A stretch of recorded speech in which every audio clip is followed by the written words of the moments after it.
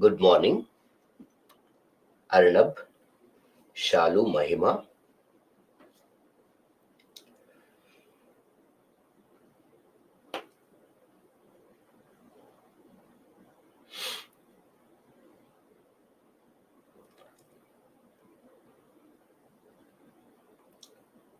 So we'll start the class soon. Before that, those who have joined, if you have any doubts, issues, or concerns, you can start asking. So let your friends join. Then we'll officially start the class. How was your weekend? Hope you enjoyed the weekend. Okay, it was good. Weekend was good to some.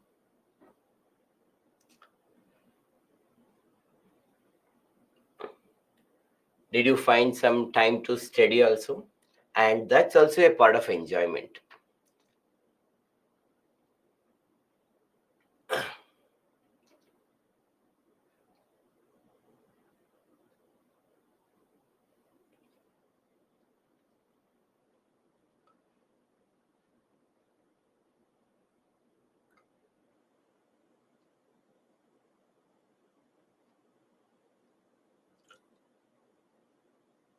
So whoever has some time, try to do something different every weekend.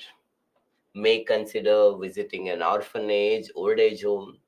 Talk to somebody actually who come from a different section of society. If you are a rich, talk to poor people. If you are poor, talk to rich people. If you belong to one community, talk to the people belong to the other community. Know what they have learned from their community and they have inculcated in their life. All this will are part of the preparations of ethics.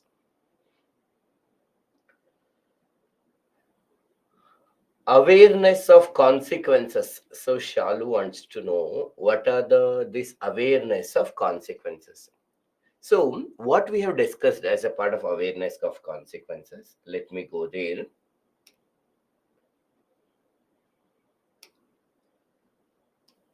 See, so what is this heading that overall that we have discussed? What are the factors we need to keep in mind whenever we want to decide something as ethical or unethical?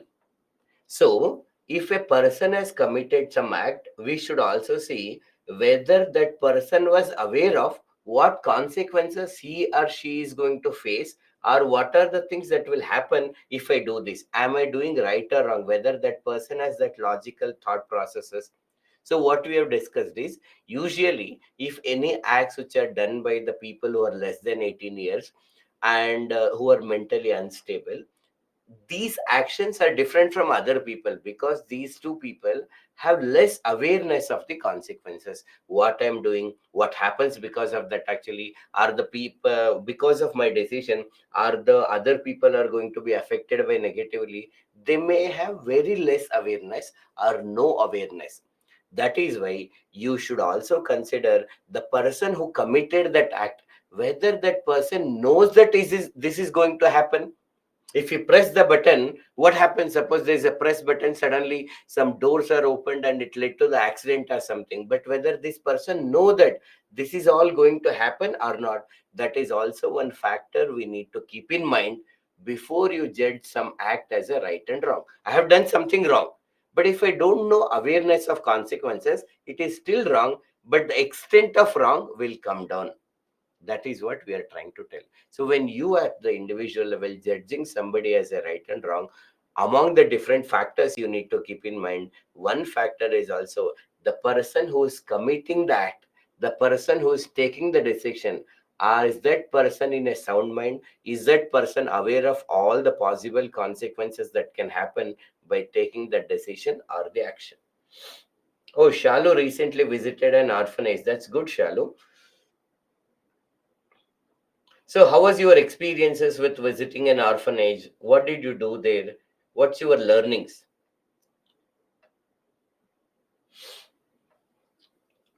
So, we'll be starting the class soon, and by the time before we start official class, if anybody has any doubts from the previous two sessions, you may ask now.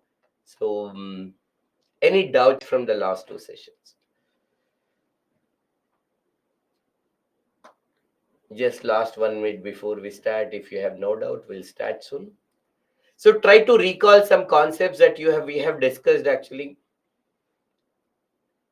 Just some 5 words, try to recall. That will tell you whether you are able to remember whatever we have discussed or not. So try to recall the golden rule of ethics.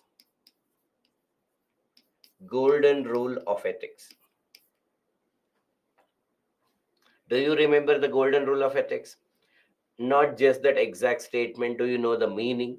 Whenever you are free, okay, this golden rule of ethics actually treat others the way you want to be treated. Is this really helpful in our personal life also? You have to think, have I applied anywhere in my lifetime earlier? So for a public servant, is it applicable? Do we have any challenges related to that? All these factors also you should analyze it.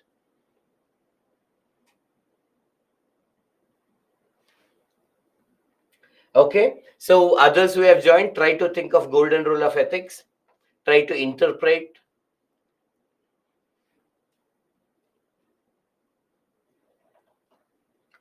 Think of the word ethical competence.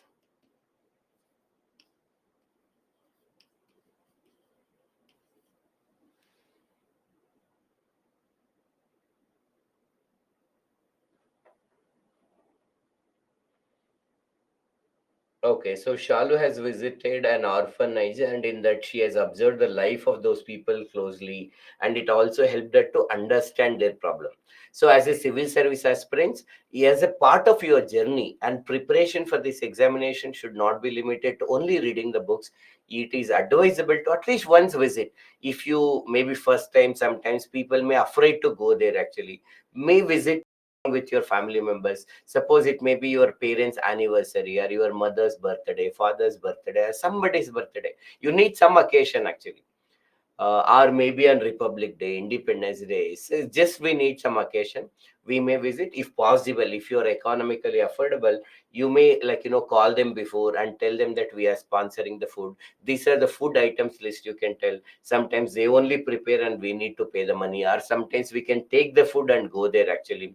Some orphanages don't allow, so call them actually, know them, and whether we can spend some time with them actually, whether we can talk with them, find out everything and try to visit actually. If you're in a city, in most of the cities has actually nearby the places that you may be staying, or an old age home, or you may consider visiting some hospitals, government hospitals, and see how you can contribute actually, talk to them and know about them actually. So that gives you or introduces you to a different world. You may consider going to a village and staying there one day actually. If you know any far relatives, go there and observe what kind of agricultural crops they are growing. And if possible, talk to a farmer, what is the basis on which this person has chosen this crop. And you might have studied in geography, what are the factors which are responsible or required for this crop to grow. Are they really there in that area actually? How they are deciding, and what are the government schemes that that they can be useful to them. That is all will helpful. um yes, friends. So this is a few general discussion that we had, and now, so hi, hello, namaste. Welcome to you all for the class of ethics, integrity, and aptitude. In the previous two sessions, we tried to understand some basic terms related to ethics, integrity, and aptitude. Then we discussed conscience as a source of ethical guidance. Then we are trying to understand some essence of ethics. As a part of essence of ethics, we understood what is ethics, what is the difference between ethics and morals, what is called being ethical, and what are the factors we need to keep in mind actually when we take some decision as actually ethics. These are all few part that talks about the nature of ethics. That is the essence of ethics. Let's we go further. So at present, for example, if we ask actually whether it's a legal, whether it's ethical to legalize prostitution, whether it is advisable, it's okay to eat non-vegetarian food. Is it okay polygamy, the polygamy, marrying more than one person? Is it right or appropriate? Is it okay to keep animals in the zoo? Is it okay to not to send a child to school and we only educate that person? Is it okay for a woman to stay at home and take care of household works actually, and if she is willing to do that? So, like some of these questions of right and wrong, when we ask, actually, many of you may say yes or no, right? These are the different answers.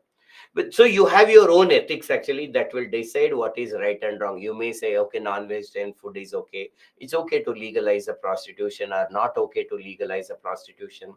And what is the role of woman in the 21st century? The role of husband, role of actually wife. With all this respect to, you have some idea of what is right and what is wrong.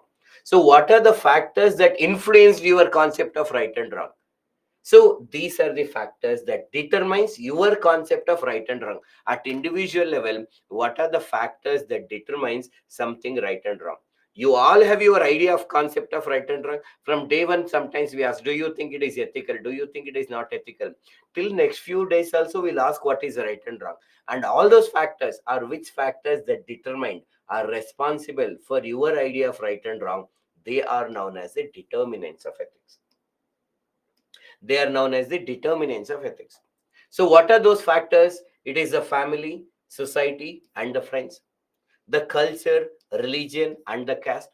See, now when we say religious and impact, the religion in which I belong to, we definitely read the scriptures associated with that. There are so many cultural practices, tradition associated with that. Somehow they will have some impact on us. But it doesn't mean that all Hindus are think like this, all Muslims considers like this, all Christians are like this. No, we are not saying that. But our religion has an impact. Whether we come from a rural society or urban society, that also has an impact on us. Whether our parents are educated or not, the poor or rich, they will also decide whether what is our idea of right and wrong. The law of the land. Suppose you have a friend actually who says that I do smoke sometimes, or sometimes you say I may take alcohol. You may consider, okay, smoking is his choice or her choice, alcohol is her choice. But when we say that I also take drugs, somehow we might feel negative about the person who takes drugs. It is not necessary because of that it is more addictive, or it is something will have a negative impact. Yes, there may be a negative impact with smoking and alcohol also, but one of the main reason that we consider that drugs are wrong while smoking and alcohol is okay is also the law of the land. Usually, smoking and alcohol is allowed, but the concept of drugs is considered to be illegal. That is also one factor that decides that, okay, this is wrong. So, we learn what is right and wrong from the law of the land also. In some countries, prostitution is legal while it is illegal in some countries. In some countries and to some section of society, polygamy is allowed. Marrying more than one person is allowed, while in some communities, in some countries, it is not allowed. So we learn what is right and wrong from the law of the land also. We learn from the media. We read print media. We listen to and observe the electronic media. We watch so many movies. We learn a lot actually. We try to understand the different side of the world. And another important factor that decides what is right and wrong and what is important, what is not important, the way we look at the society is very, very important factor is individuals' life experiences. You might have you should try to create some example when your life experiences. Earlier you were considered something as a right or wrong, but after this particular incident the way you understand right and wrong has changed actually. Is there is any such thing? Try to recall in your life, or try to recall this question: what is the role of family? Is there is any specific concept of right and wrong that you learn from your family members or from the society you grew up? You yourself can see what is that right and wrong that you learn from your family, society, your friends. If you belong to a religion like Hinduism, Islam, Christianity, what is the things that you have learned and you feel that they are appropriate in the 21st century, and you as an individual, what did you learn from the law of the land? Try to answer this question even after the class. And what is any movies has inspired you, any programs after watching that there is a change in your thought process about right and wrong? You have attended many educational institutions from childhood, a teacher, especially primary school, high school. Have you learned any particular values from your teacher or any lessons? And what is that something that you learned from your experiences? And finally, the factor is willingness to take risk. I will explain to you. Yes, friends, so welcome to you all. And yes, on the special day actually of this Jai Shri Ram, so also welcome to you all. Yes, friends, hope you are understanding. Now, so you should be able to recall from your own life how these factors are influenced you. I will, at least you should know some few examples that you know from the general perspective also. For example, individual life experiences. Do you know the issue or an incident of Ashoka and the Kalinga War? You can consider this as an example. Ashoka and Kalinga War. If you don't know, it is an opportunity to know. He was a king actually. So he considers that expanding his territory is good, like any other country, waging a wars and everything is good. But the war of Kalinga has brought so many changes in his perspective about what is right and wrong. So no more details about, and try to make a 3 to 4 sentence notes how this experience of Kalinga war has brought changes in the life of Ashoka. You might have heard about the incident associated with Gautama Buddha.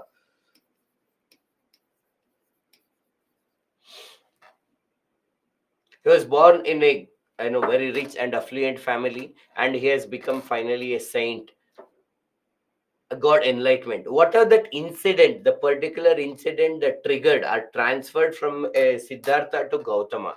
What is that something that has laid a foundation? So one day, along with his chariot, he came out and he saw he has observed few things. One may be an old age person, a patient. He has observed the death. He has observed a saint. So this was no, he is not were not much aware of all these things, and how these incidents has brought changes in the life of Gautama Buddha. If you know the story of Valmiki, you may consider writing that what kind of person he was and what is this particular incidents that triggered a changes. If you know about Angulimala, you can write it. In your life also, if there is any particular incidents that has changed you, you can consider writing it. And then willingness to take the risk. Finally, what is right and wrong will also decide based on our willingness to take the risk. For example, now listen to this. I am walking in a road. It is night 10 o'clock. And I saw that there is a girl who is being harassed by some 4 or 5 people. Now I have to decide, do I have the responsibility to help her?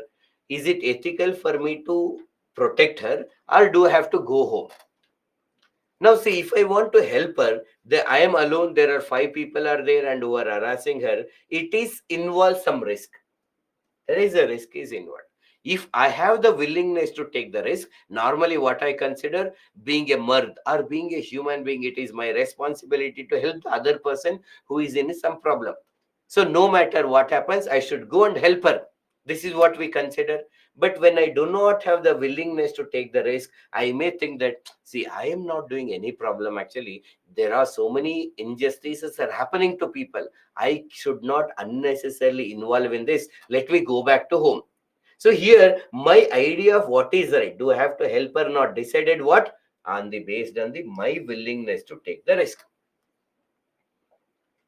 At the same time, I am working in a government organization. Imagine I am working in a government organization and I observe that there are some of my colleagues are taking bribe. They are involved in corruption. Now I have to think, do I have the responsibility to stop corruption in my organization? If I want to stop, I need to collect facts and evidences, meet higher authorities or some other higher authorities so that we'll try to find an end to this problem. But all of this might have involved some risk. They will get angry on me. My superior officers may also involve. They try to maybe they may suspend me. There may be some threat calls. So many risk is involved. If I have the willingness to take the risk, I think that it is not important that I don't do the corruption. I do not allow other people to do the corruption. Maybe nahi kaunga, or actually I do not allow other people to eat also. I will also not eat. That is related to corruption money. But if I do not have the willingness to take the risk, what I may do? I am not doing the corruption. That is enough. Once again, we can't change. Let us be not involved in that. So my idea of right and wrong depends on this. In the same way, think of some examples that any movies that has an impact on you in bringing ethics. as I told you, educational institution. It is all about you. We are discussing what are the factors that influences at individual level. So you need to go through this. Now try to find actually one line that you learned from your culture, religion, caste, family, society. Please share some examples. Yeah, some people think that actually being a mard I should do this actually. Gandsaag idun kuda madlilva. So that is learned, we have learned from, okay, as a man, you should do this. You should protect the people who are weaker section of society. So that factor of mard also influences our idea of right and wrong. Some, okay, I'm a woman, I should not do this actually. So we also get influenced by this woman. Okay, now we'll go further. Just tell me any of these. What is one point, one lesson that you have learned in your life through any of these factors? You have to participate. Sir, early morning you are not participating. Think that, array sir, we will. It takes some time. No, 2 days you have taken rest actually. Now you have to come fast. Participate one or two sentences. Human being is the best friend of herself or himself. Okay. Through reading Bible, I'm able to understand that what I am and the Bible changed me. Chittur, if you would like to say, what is that one particular change that happened after reading Bible? Any one significant change that happened? Others also, please, whatever, whichever the community that you belong to, what did you learn from that? Are any one of these factors? Yes, you have to participate. Fast, fast.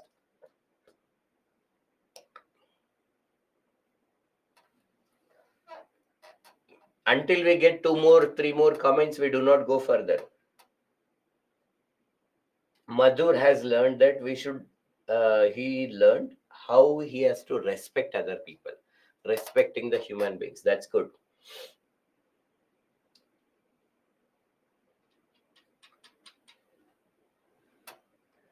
Shalu has learned that compassion and non-violence from her religion. So when you are writing the making the notes for this actually, like for example, from Ramayana, this is the lesson I learned. One sentence is enough. Maybe Mahabharata, Bible, Bhagavad Gita, Quran, or Ashtanga Margas, Pancha Maharatas, or Dharma, Artha, Kama, Moksha, so Purusharthas. So any of these concepts that you know, you from your own religion, as of now, as a determinants of ethics, you are belong to some religion, and they'll definitely something that you may learn. So try to add one sentence about your family, society, friends, and everything. Okay, hope this slide is clear to you. You have to add your own points to this because this is your concept of right and wrong. Being tolerate, I make active from the society, active from society. Okay. Being tolerate about others' religion and getting strong for our. Okay. Gita taught karma is what that guides your fate. Live and let others live. From the Lord Mahavira. Good. Chituri earlier, this person was actually speaking the vulgar language and then mocking other people and everything. But that thought process has changed actually. That's good. Family has civilized us. All of us watch movies, but we get inspired by different characters in it. Actually, like some might like villain, hero, or other. Yes, Mahima, that's actually true. We all learn that even the same movie, if three people watches, we focus on different things and we interpret the things in a different way. So all this can happen. Stay balanced in every situation. One should contribute to the welfare of nation. Yes, friends, super. So hope you understood what you are supposed to do. Please leave. If you are making notes, it is advisable to have some white paper and pen with you. If you are making notes, please add your own examples here. Now there's a statement, there's a question in front of you, and this question is again at 10 marks and maximum 150 words. Now, as a students, hope you can see others' comments also, right? Can you see others' comments?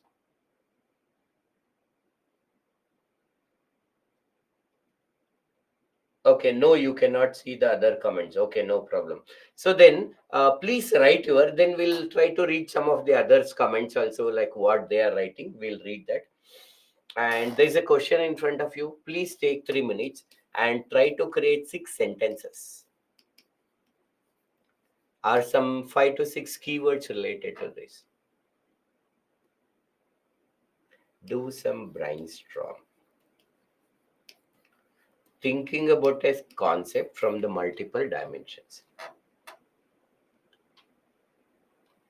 Yes, Madhur, making running notes is important.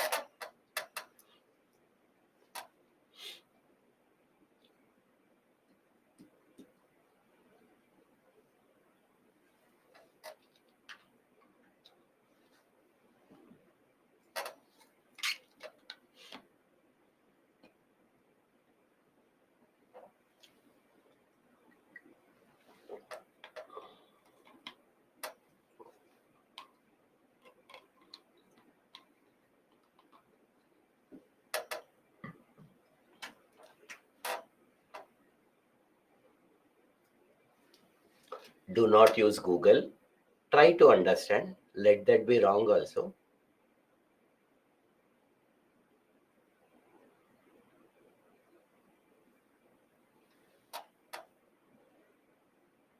No, in Chittur, in exams, we can't explain. No, I just want you to try. Then definitely I will explain answer also. But I want you to try first. Just whatever that is making sense to you.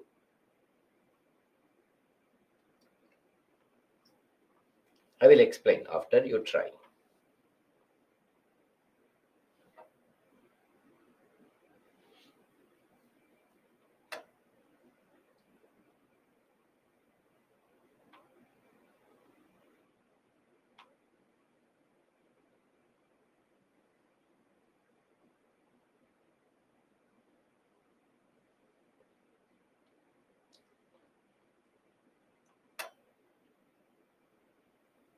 Okay. Others are posting. I will read it after 1 minute. So you continue to write.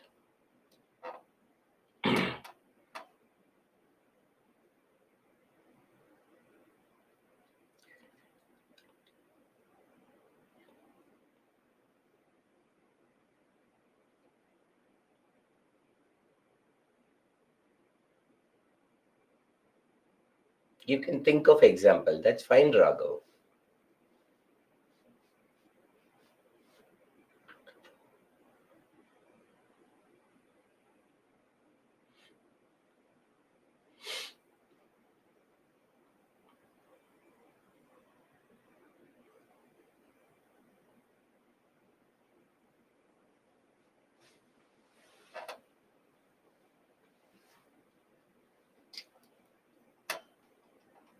Madhur, rethink about your opinion or understanding.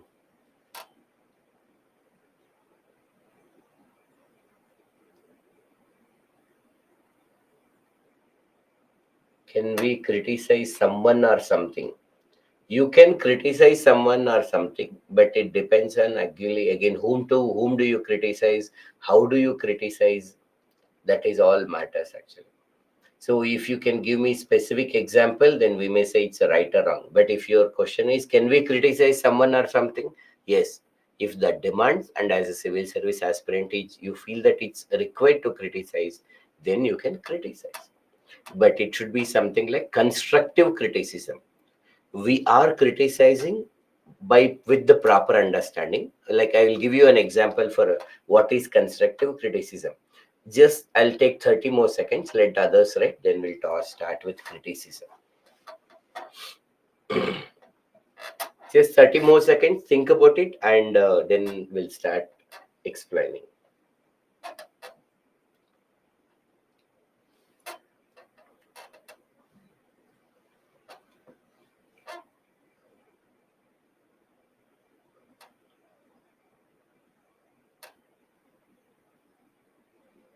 Sir, internal security class also going on along with ethics. Then you might belong to a particular batch, right? So there'll be, for example, batch A, batch B. So whatever that is associated with your batch, you can join there.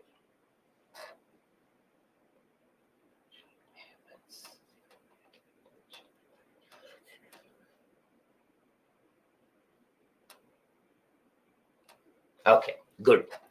So many of you have tried well, actually. Please now listen to me. So one of the question before we start this, sir, can we criticize? Yes, you can criticize, but there should be a constructive criticism. What is one example for criticism? For example, you have shown me one answer. I'll go through this and say, this is the nonsense answer I have seen, but don't try, don't try, show me again. That is wrong, actually. What I can do, suppose you have shown some answer, madam, these are the points which are appropriate, and this is more relevant. But these points are not right, and this is the reason why it is not right. And what can be the alternatives? So I have to tell what are the exact points which is wrong, and they need to find why I need to tell why it is wrong, and also provide alternative. This is called constructive criticism. Suppose a policy like new education policy or MG Narega or any of these policy schemes or something, they'll not be entirely wrong. Suppose if you feel it is wrong, there may be some areas of these policies or some sentences associated with may not be appropriate. So what is not appropriate, why it is not appropriate, how it can be made better. So when you can able to say this, that is called constructive criticism, and that is correct. Now let's go back to this. So first here there are total 13 questions in the section A. If you remember, if you have seen on the day one, there are total 13 questions of 10 marks. And every year we see that at least 3 to 5 questions out of the 13 are come from this category. So three questions will come in this way. What do you understand by the given statement? And they will give you three statements. Any statement, there are lakhs of statements are available, and any of such statements can be given. It is advisable, or it is not possible to prepare all the 1 lakh codes which are available in the brainy codes. So it is all that in exam we need to create answer. With more and more practice, we can do that. So three sentence every year will come in this. What do you understand by the given statement? And three. So 30 marks depends on this. Along with this, so they might give you a statement again and give a discuss or explain. There also we need to explain the statement. So that is why 3 to 5 questions almost every year will come from this category. Now there is a word called falsehood. Normally, what does it mean, the falsehood? It is about lying. False means lie. That is a narrower perception. If you broaden the idea of falsehood, it has much more meaning. Anything the wrong that we do. For example, lying is a falsehood. Cheating others is a falsehood. Cheating, which include manipulation and all these things. Or forcing somebody to do something is a falsehood. Torturing is a falsehood. Killing is some falsehood.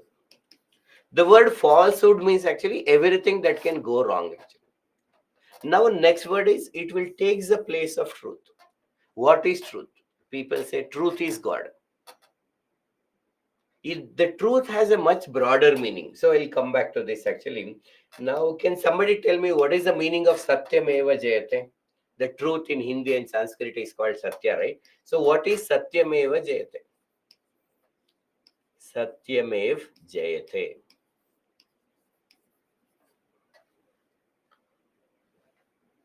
Truth will ultimately win. Truth alone triumphs. Actually, it is truth. Satya. Eva means alone. Triumphs actually is going to win. Give me one example for Satyameva Jayate, just to make sure you have really understood Satyameva Jayate.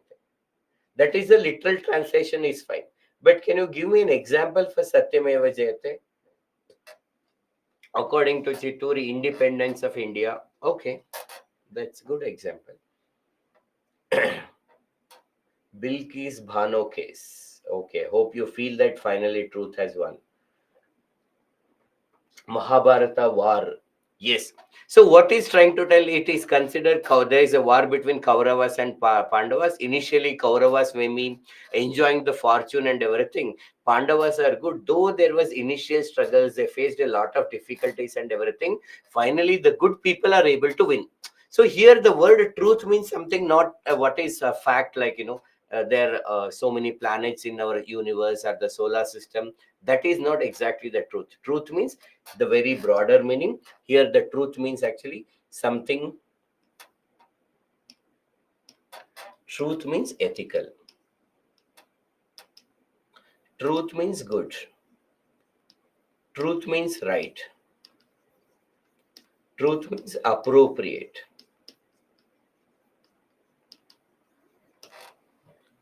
Now, when it results in unblemished, here unblemished means actually without any wrong intention. Without any wrong intention. Now, common good means welfare of other people.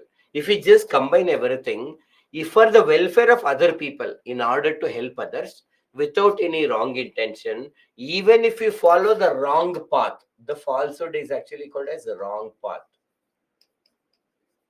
Even if you follow the wrong path, it will be considered as ethical. Now, see this, without any wrong intention for the welfare of other people, even if you follow the wrong path, it will be considered as ethical, it will be considered as right. So that means sometimes the means, the wrong path that is, once again, it is a means. So this statement says that end is important. The statement says that end is superior. The means end debate that we have discussed in the previous class actually. But end should be for the welfare of other people. As long as end is for the welfare of other people, and sometimes you can follow the wrong path. This is the broader meaning of that. If you want to tell in simple, in order to help others, you can lie. You can tell a lie if that is helping other people. The simple meaning, the falsehood. Now the word Tirukural is there. Do you know what is this Tirukural? Tirukural. Tirukural is the, yes, actually, Tirukural is the book actually, a text, a Tamil text, and it is a secular text, not belong to any particular religion, and written during the age of Sangam. So then it is written by a poet called Valluvar, and with respect with the person is called as Thiruvalluvar. So it is a book, sacred book that talks about ethics, what is right and wrong, and it is written by the poet called as Thiruvalluvar. Now see this. So whenever a statement is given, suppose you know about Tirukural. Now what is your introduction? The above statement is taken from the secular textbook Tirukural, which is written by the famous poet Thiruvalluvar, that gives us a guidelines about how to live a happy and prosperous life. This can be your introduction. Now, suppose you don't know about Tirukural, then also what they are asking, what do you understand by the given statement? Writing the meaning only, your introduction. What is that meaning? Like, without any wrong intention for the welfare of other people, even if you follow the wrong path, it will be considered as appropriate. That is also correct answer. The above statement talk gives us a guideline to take the right decision, and according to the above statement, the end is should be given an importance, and end should be ethical. So this is the what introduction is. Then in the body of the answer, what you can do, you have to explain the statement with the help of some example. We said lie is correct.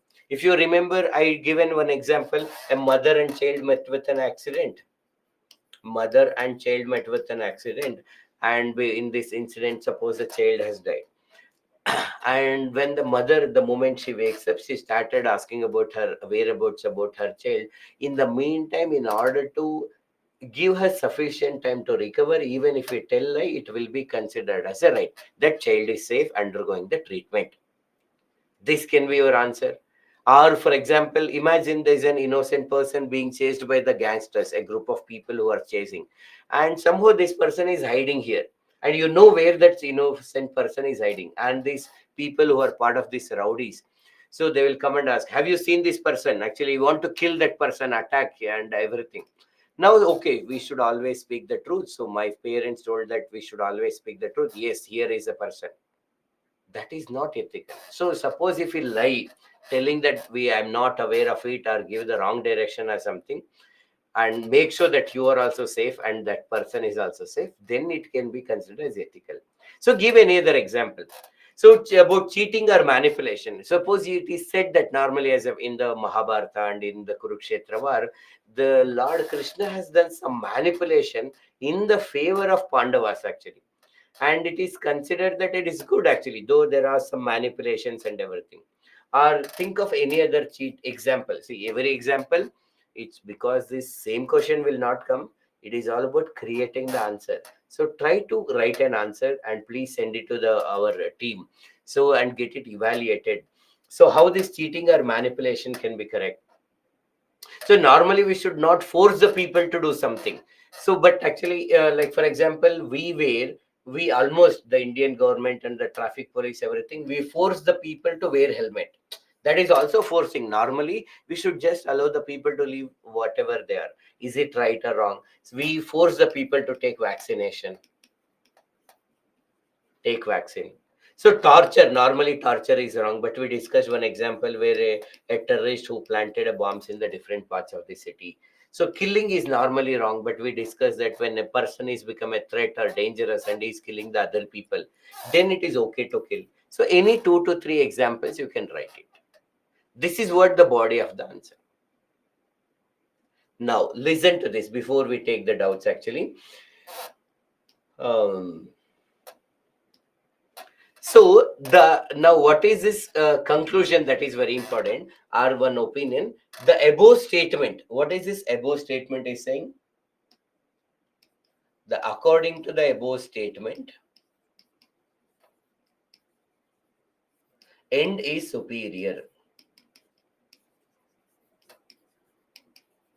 End is superior. Fine. But in generally, remember in general. So when a statement is given, it is not necessary that you should always agree. As a civil service aspirant, you can tell opinion. In generally, both means and end are important. Both means and end are important. Both are important. Both the means and end are important. We discussed Mahatma Gandhi's statement and everything. We can follow the wrong path, but still can we follow the wrong path? Yes, we can follow, but two conditions it has to satisfy. One, in the public interest. For my own benefit, I should not follow. For my own benefit, I may not follow wrong path, but in order to help others, I can follow. Second one. So it should be a last option. It should be a last option. That means there are no other better options are available to help other people. Suppose we see that actually in Bihar there is actually many NGOs are having a campaign so that the parents send their kids to school. They have tried everything, but when it is not working, actually they have started this campaign called as Ma Saraswati. You have to send your kids to school, and if not, actually Ma Saraswati will punish you. This may be lie because we are not sure whether Ma Saraswati will punish, but we have lied, and it is in the public interest, that is for the welfare of people, and they tried everything, and as a last option they have tried this, then it is fair. Torturing a terrorist, we should try all other option. If nothing is working in order to save the people, then we can do this. So this is what you can do. You can also write some general statement.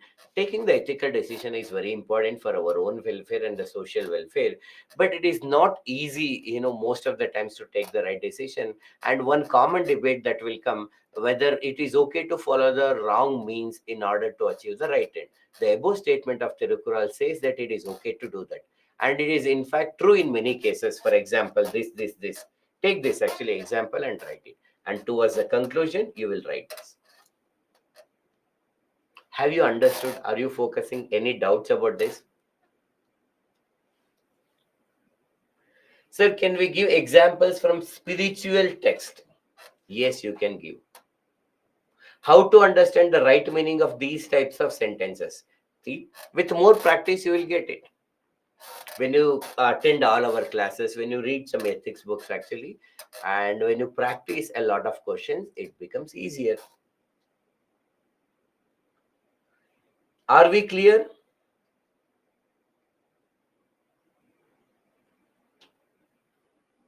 Yes. Make sure you have an attention. Sir, can you write the meaning of the question? No, it is written no here. Chituri, listen to this. So here, if you understand every word meaning, you will know the meaning of the question without any wrong intention. Common good means welfare of all, for the welfare of others. Even if you follow wrong path, it will be considered as a truth. Every word is here. How the introduction, writing the meaning of the statement is only introduction. According to the above statement, in order to achieve the welfare of other people, even if you follow the wrong path, it will be considered as ethical. That is introduction. Doing corruption for the welfare of people is ethical. No, it is not ethical, Shalu, because it is not matching with this criteria. Second, the point two is not matching, madam. That's why which example is also. There are many other ethical paths to help the people. You should not do the corruption. Half part we explain, then criticize it softly with the Mahatma Gandhiji's quote. Which quote you want to try test?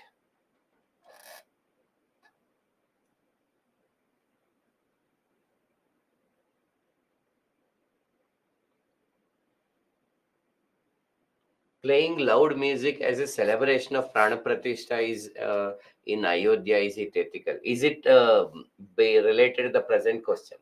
And normally, any music actually, whether it is not Hinduism, Islam, or Christianity, they should also consider the impact on the society. What are the majority of the people? Are they happy or not? Actually, how much time it will go on actually, and how many days? There are some exceptional days actually, and all those things has to be considered in order to arrive at the decision.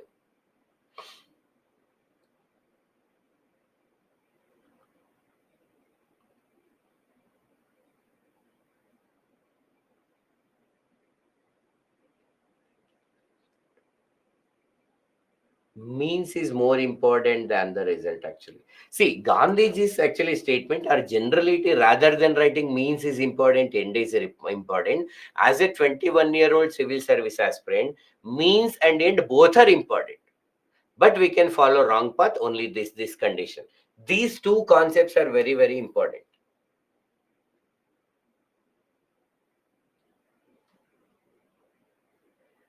It is advisable to write examples in the body of the answer. That's why we have told what is introduction, explain the meaning, and in the body of the answer, give arguments, examples, and everything. And in the finally towards the conclusion, tell your opinion about the statement. Tell your opinion about the statement.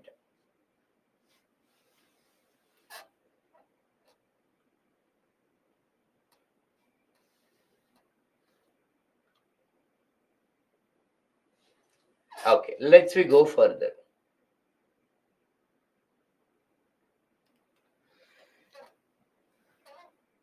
Giving subsidy is not good as it declines the productivity of the people. So once again, Shalu, it will not have one line answers. Actually, subsidy has both positives and negatives. Actually, it also benefit the people. Unlike industries and the industries and the service sector, there are many disadvantages in the agricultural sector actually, and that is why in order to overcome subsidy is the one of the option. Instead of giving the direct money to the people, actually giving subsidy is good so that they will start working on that and everything. It has both plus and minus. There's no one statement we cannot say it is right, it cannot say wrong. And that's a part of your GS paper 3 discussion. Let's be back to this. Yes, friends. Now, after understanding the essence and determinants of ethics, now we are going with this concept called as consequences and dimensions of ethics. Under these consequences and dimension, let's we start with the first one, consequences. What is this word consequences means? What happens in the future? In this case, if I follow ethics, what happens? If I do not follow ethics, what happens? Now, for the sake of convenience, we have divided this into three parts. Now, consequences of ethics at the individual level, consequences of ethics at the level of society, and the consequences of ethics in the public administration. If we follow ethics, what will happen at individual level, society, and the public administration? Let's we go one by one. Now, first thing, see, suppose if I do some job, I will get money. If I'm ethical, do I get any benefit? Why should I be ethical? What is ethical, we have seen. But why should I be ethical?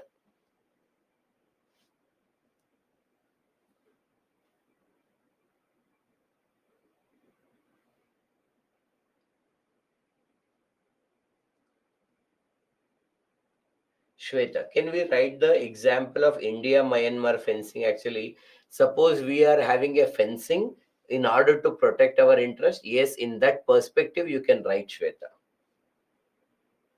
So why do we have to follow ethics? Chitturi says in order to have clear conscience. Correct. Um, because it is the right path. That is correct.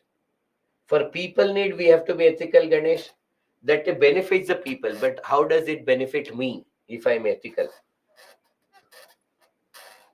Unethical is wrong, so one should follow ethics. But any benefit of being ethical also? Okay, because it is wrong, we will not do it. It is, we will do it.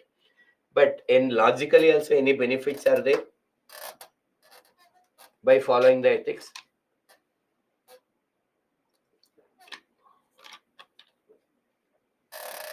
Good.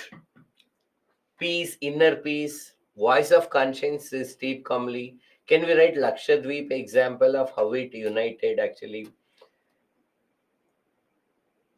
You as a civil service aspirant, if you understood the question and the context, it is appropriate, you can write it actually.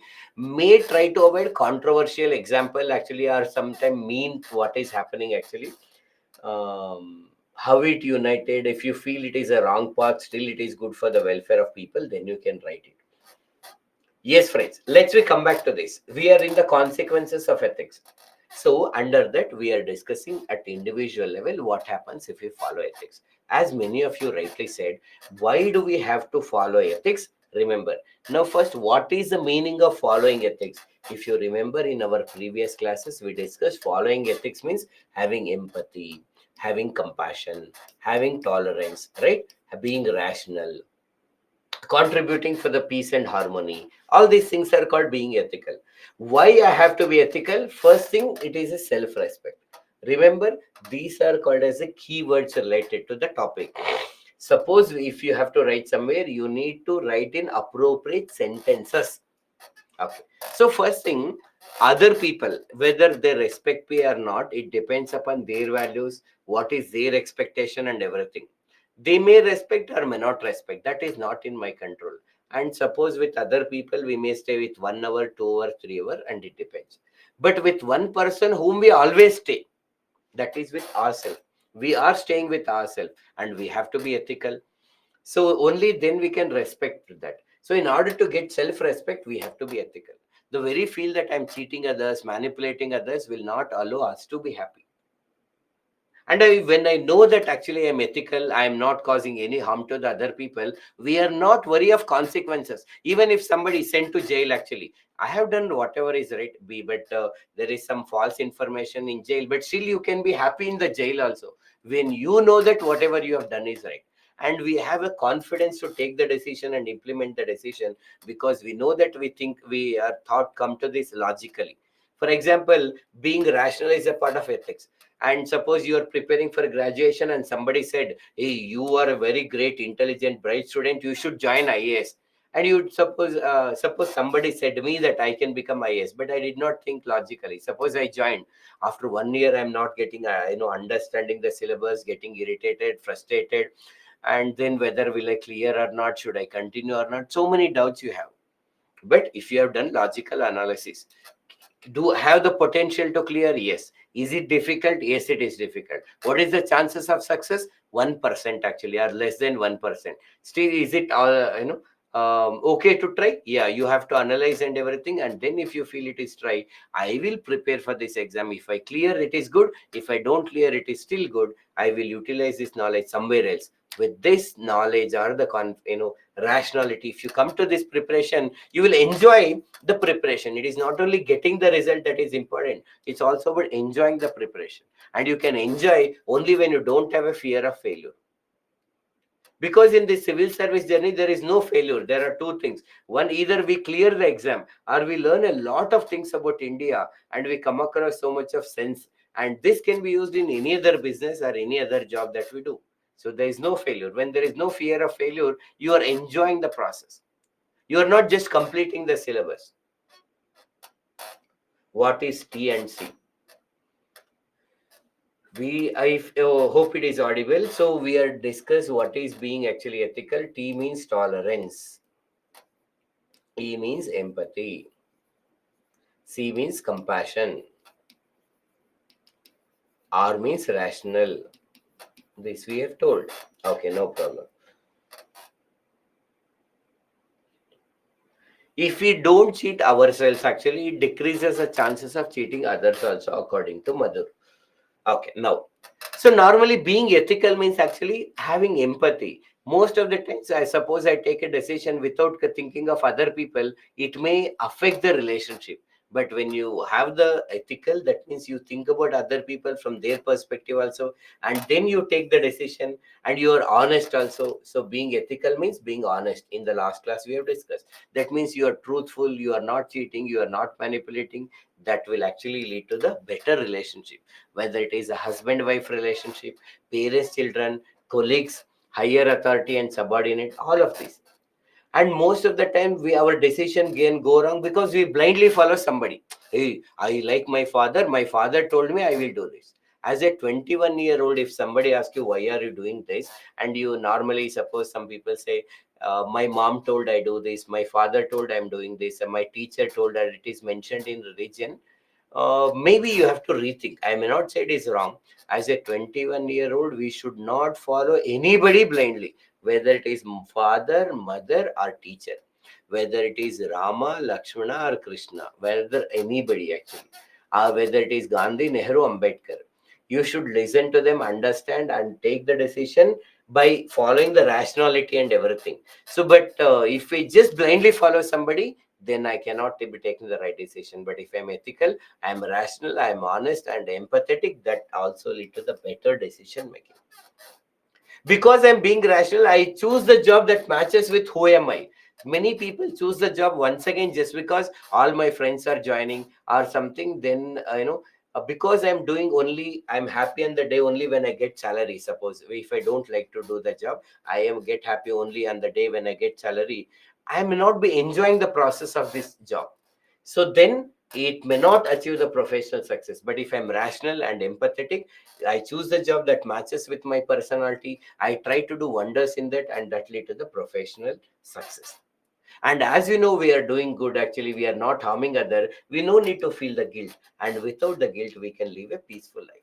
These are the keywords, and with your own example you should be able to explain what are the consequences of ethics at individual level.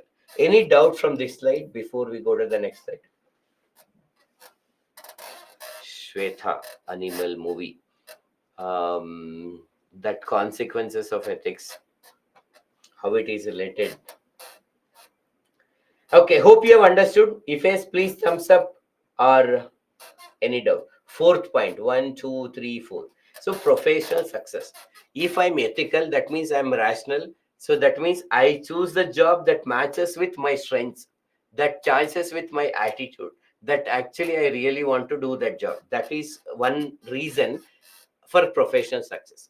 Then when once I'm in a job, actually where as a part of decision maker, I help the people who are in need. That is compassion.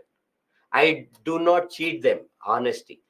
All these factors will help to achieve the success in the professional life. That is the fourth point. Shalom. Are we clear? Shall we go ahead? Yes, thank you. You have to keep responding. Sorry, you have no other option actually. Otherwise, we do not move further. And once some people actually, suppose we go to the third slide and still they will be thinking about the first slide. So please be in present in the slide that we are discussing. Thank you. Now just observe this slide, go through this slide.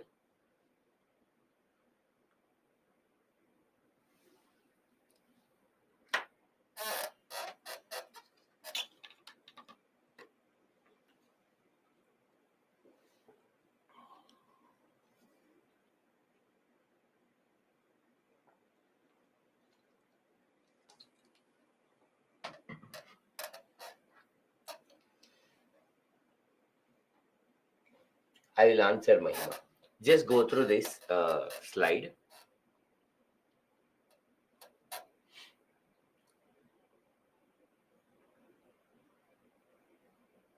Just go through.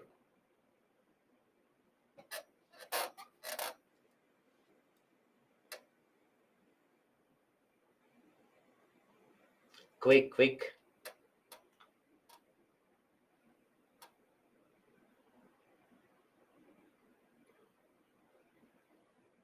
Okay, now listen to me. So, Mahima says, sir, being ethical at individual level, can it also increases the chances of risk-taking ability. The risk-taking ability and the being ethical many times may be different. See, if I'm taking risk, why I'm taking the risk actually, maybe I want to achieve more or something actually. So it depends on the individual. Some people are happy with whatever they want to achieve. Risk taking ability is more of logical actually. There is risk is involved. If you are ready to lose, then you are ready to take the risk. So risk taking ability depends upon how much you are ready to lose something. So that and so it is not necessarily correlated.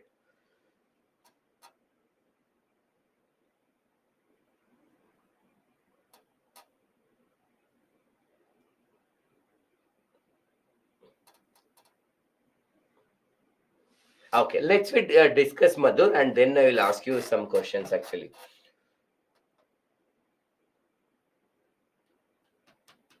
Once we started preparation, it was risk only. So your risk taking ability depends upon you are ready to lose. If you are ready to lose 4 years, so for example, I'm preparing for UPSC. There are two things will happen. Like I'm ready to lose 4 years. I'm not able to earn for 4 years. That decides whether you are ready to take the risk. So that is, and being ethicals are different. Now let's we come back. I am yet to explain this actually. Then if you have any doubt, I will take it further. Now listen to me, please, for a few seconds. Now, before you say, suppose I say, I am proud that I am an Indian. Am I right? Think about it. Now, if I say, I am proud that I belong to some state, X state, any state, just for example, I am using this like Rajasthan. Suppose I say that I am proud that I belong to the state of Rajasthan. Just example. Am I right? Now, suppose I say, I'm proud that I belong to a religion A. Again, for example, I am proud that I am belong to Hindu. I belong to Hinduism, or I am a Hindu. Am I wrong? If I say I am proud that I belong to a some caste, any caste, suppose I say I am a Brahmin. I am proud that I am Brahmin. Is any of this is wrong? I am proud that I am Indian. I am proud that I am from Rajasthan. I am proud that I am a Hindu. I am proud that I am a Brahmin. Is any of these are wrong? All of these are right. All of these are wrong. What do you think? Is all of these are right? Like I'm proud of my caste. I am proud of my region. I am proud of my religion. I am proud of my state, country. Do you feel some things are right and some things are wrong, or is everything is right? It depends on the situation. Some are right, some are not. That's what. If you feel any of this is not right, please tell me which is not right. Some of you are saying nothing is wrong, and Chituri says some are not right. So tell me what is not right. Something you are going extreme. What is that extreme? I am just saying that I am proud that I belong to this caste, this region.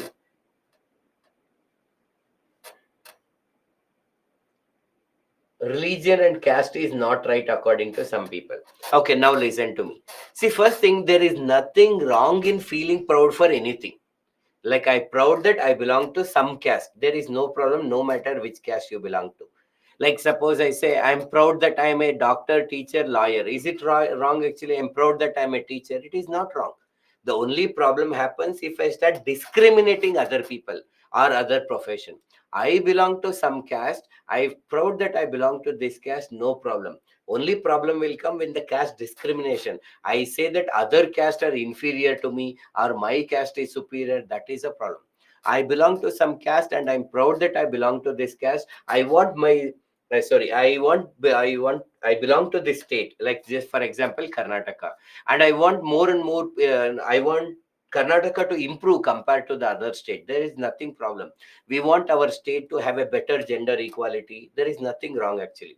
So all the feeling that we are belong to some community or some caste, there is nothing wrong, only the discrimination is wrong. So those who are ethical will keep the concept of caste, region and communalism in control. In control, these feelings are right. The feeling of caste is correct, but caste discrimination is wrong. The feeling of region is correct, but discriminating other region is bad. Just because we belong to Karnataka, if doesn't mean that we hate people of Tamil Nadu, or we belong to Tamil Nadu, there is no logic in hating people of Karnataka or same Andhra Pradesh, Telangana or something. That is why those who are ethical, anything that unites the people is good. Like we are all belong to Hindus, we are all Muslims, that is good. But just because I am Hindu, I hate Muslim, that is wrong. Or I am Muslim, I hate Hindu, that is wrong. So when we are ethical, once again, if we are ethical means we are following the values like empathy, compassion, tolerance. We respect the people belong to the different region, religion. I have a right to follow my religion. Other person has a right to follow other religion. We do not cheat. We do not manipulate. So it leads to the trust and cooperation among the diverse section of society. Now, see, gender equality means both male or female are equal. There is no doubt actually. But because we are majority from the patriarchal society, it is said that it was a male dominated society.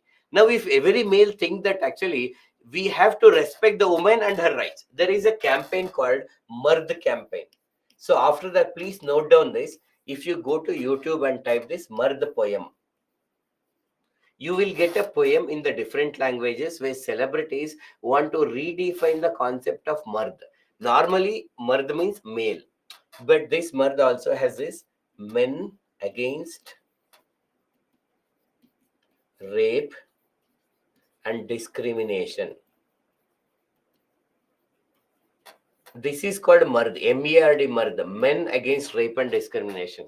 Normally, who is mard? Sometimes people have this definition. A mard means should have a big mustache. Some, in the earlier stages when you go to some villages and if you do not have mustache, people say being a men, you should have mustache. Or some people think that one who keeps his wife under control, they are mard. One who has kids, they are mard. Like some different definitions are there for a mard. But this campaign want to redefine a real mard is a one who respects women. Respecting woman means respecting her body, respecting her mind, respecting her choices, respecting her for whatever she is. I may be a brother to her, husband to her, boyfriend to her, a stranger to her actually. No matter whatever the role that we are playing, we have to respect the woman and her rights. And if everybody follows this actually, then we can create a gender equal society. That is the meaning. These are the keywords that you have to write according to the demand of the situation. Now, suppose if you are ethical, like suppose Uber, Ola is there, Amazon and the Flipkart is there, Zomato, Swiggy, like these competitor companies are there. When they're ethical, they try to maintain a fair competition, healthy competition. Suppose as a Uber, I should not think that I'll create a bad image to the Ola and then I will grow. I will come up with some innovative services to the people so that I will grow. So that's a healthy competition. If we are running a company, we'll make sure that the rights of the workers are protected. And because we are having a healthy competition, every time we are coming with some innovative ideas to help the people, we contribute more actually, we produce more goods and services, everything that increases GDP of a country. It leads to the economic growth.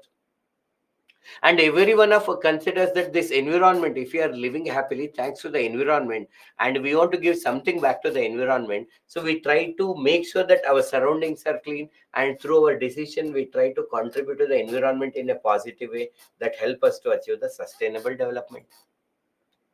People come elected from a certain party and we will remain loyal to the party and the people that we are connected, so that lead to the political stability. If not, I selected from the party A, now after the getting elected, I can find more benefits if I join the party B, that lead to defection and political instability.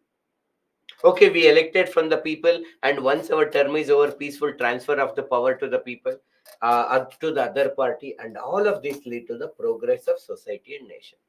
Once again, these are all the keywords. By using this, you should be able to tell if we follow ethics, what happens. And we can also tell opposite. If there is no ethics, each a different section of society will fight each other. It lead to the gender inequality. It lead to the caste conflicts, regional based conflicts, communal based conflicts, and all this negative also you can write. One who is long and muscular was also the definition of mard actually. Proud may lead to discrimination. No, Chituri, that's what we need to differentiate. Suppose I'm proud that I'm a teacher. It doesn't mean that a doctor is a nonsense job. There is a difference between proud and discrimination. I'm proud that I'm a teacher. No problem. The teacher is a noble than a doctor, lawyer, civil servant. That is a discrimination. Oh, I'm a teacher. I don't talk to doctors. We don't say that, right? So we can maintain a distinction between being proud and discrimination, and that is ethics actually, maintaining that. Sustainable development. What is sustainable development, madam? We'll discuss in governance detail. In simple, we need to protect environment, and if we are ethical, we'll protect environment, and that will lead to the sustainable development.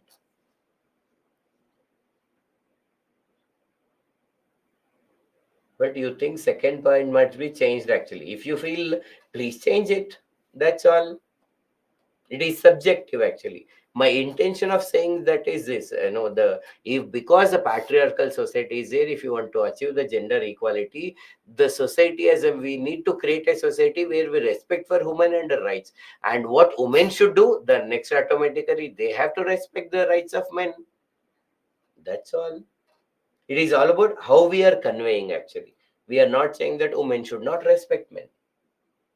I don't know if all are right or wrong, but it looks like all are same. But if the group is small, then it is considered unethical to be proud. And but when the large, if we consider, it's a good thing. Raj Arvind, as I said, anything that unites the people, it's always good. There is nothing wrong actually. So that's why the feeling of caste, region, religion, everything is actually good. And beyond that, we are all human beings. That is also unity. That's also good. Yes, Madhur, please include respect for every gender. That's all. Class started at 6 o'clock, Pujaji, as per the schedule. Can you give an example where one's ethical understanding can cause harm to others actually? Because what is ethics is only subjective. Sometimes we have a narrow understanding of ethics.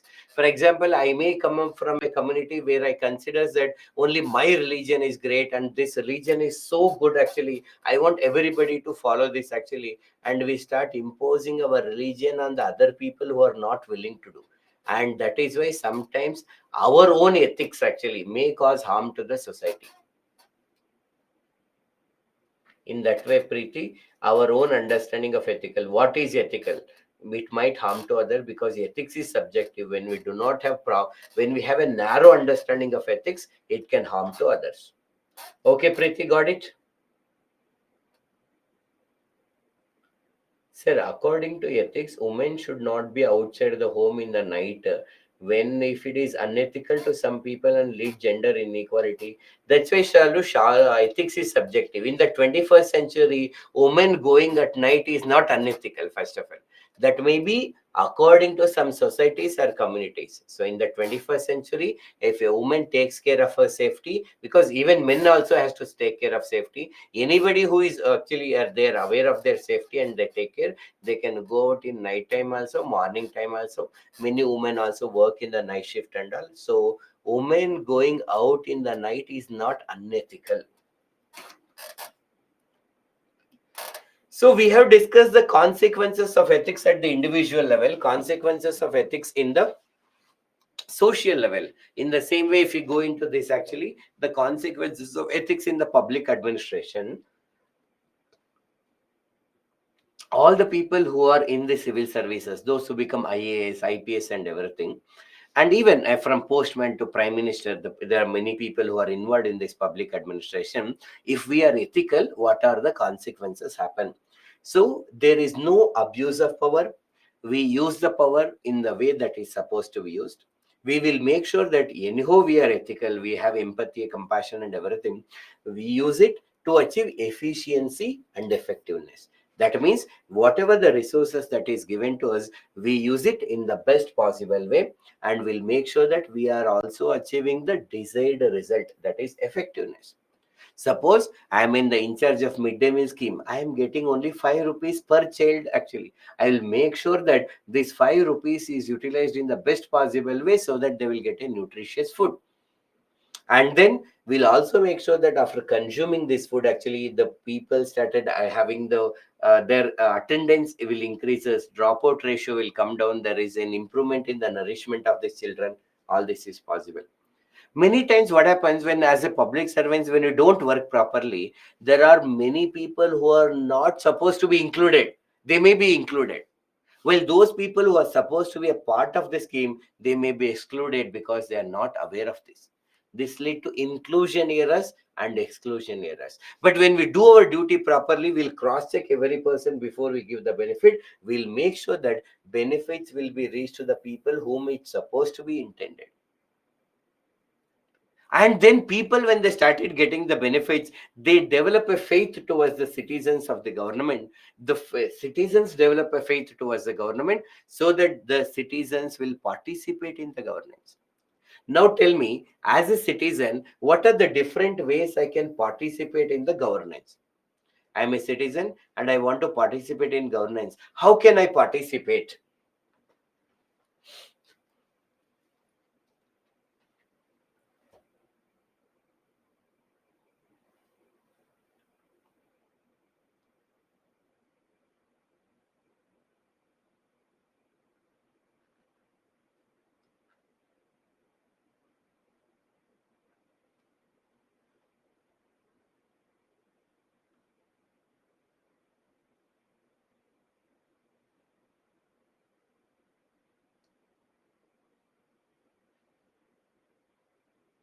Good. So before that, is ethical bombing for a country for a self defense is ethical? For our self defense, if there is no other option actually, then only you can bomb actually, or any, if no other option, if you have a bomb and there is no other alternatives are possible, then it is correct in order to protect the interest of our country. Anshu wants to know, sir, what is the difference between efficiency and effectiveness? In the last class we have discussed, you might have missed it, but still will tell you. Efficiency means optimum utilization of resources. I have explained this. What is this?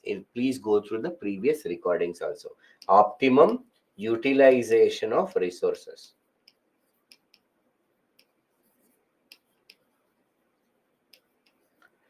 Effectiveness is about achieving the desired result,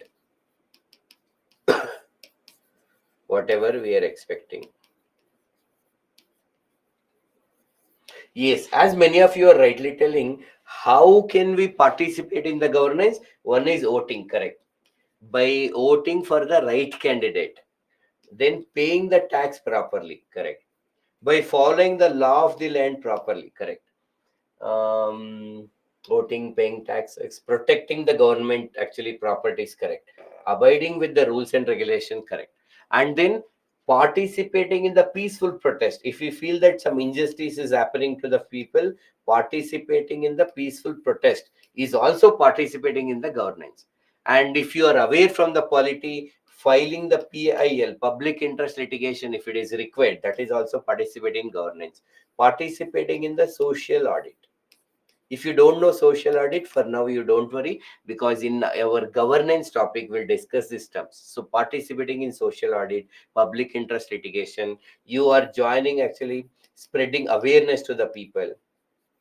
All of these are called as a democracy. All this is called participating in governance, not just voting. And people will participate in governance only when they have a faith in the government, and they develop a faith when they're getting the benefits that they're supposed to get, and they will get when the power is used for efficiency and effectiveness and there is no abuse of power.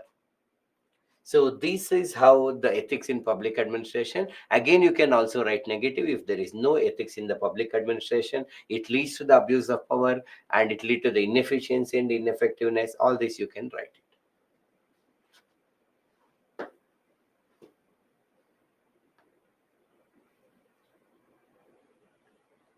by giving people information about the candidate so that they can decide the future in which the hands are. Yes, Madhur, you can. That's correct. If a woman, she is actually mother of two children, if she need love that she doesn't got from her husband, since her marriage, the story known to the children, it will have an impact on the children. If a woman, she is a mother of two children, correct? She need the love that she doesn't got from her husband. Since her marriage, the story known to children, will it impact the child? Will it impact on the child? Mother of two children, if she need love, okay, she need love that she doesn't getting from husband. Okay, I'm assuming that she needs love, but she is not getting that from the her husband. So if she is depending on somebody else, actually, okay. Now, Devi, please elaborate it further so that I can give, because if even a small wrong, wrong interpretation, it lead to wrong answer. So please elaborate, Devi. Then I will answer your question. If they have bombed on the Pakistan, is it protecting the terrorist actually who has previously done the terrorist act in Iran? Is it ethical? A bomb on the country without officially declaring a war. See, now suppose some terrorists are hiding in a place actually, and if there is no other way to protect our country in the self defense, then it is correct. So you need to study more and you see. Now, any decision, if you feel that they have done in the public interest, and there was no other option to protect the public interest other than doing that particular act, you will only find the answer. Giving incentives for people in the participation, we have to give awareness, that is the incentives rather than giving any other incentives.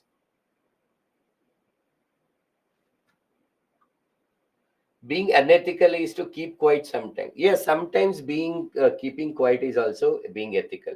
Ganesh want to know, sir, point three. Point three is benefits. Government benefits are there. Now, for example, Pradhan Mantri Awas Yojana is there. Now, there are some people who are eligible. For example, I'm just giving some government scheme is there where only scheduled caste people are eligible, only BPL are eligible, only like some 60-year-old eligible.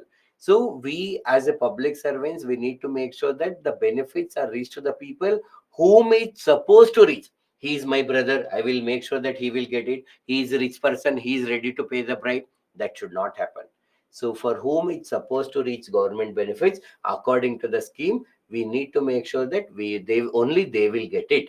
That is the third point. Okay, Ganesh, got it? Let's we move ahead. Sir, if ethics changes, what may be ethical previously now become unethical? Yes, ethics is also a subjective. As we discussed, what is ethical in India may not be ethical in America. What was ethical earlier may not be ethical today. That's why what you have to do after studying everything, as a 21-year-old civil service aspirant for the situation that is given to you, what is right in that context, you have to write it.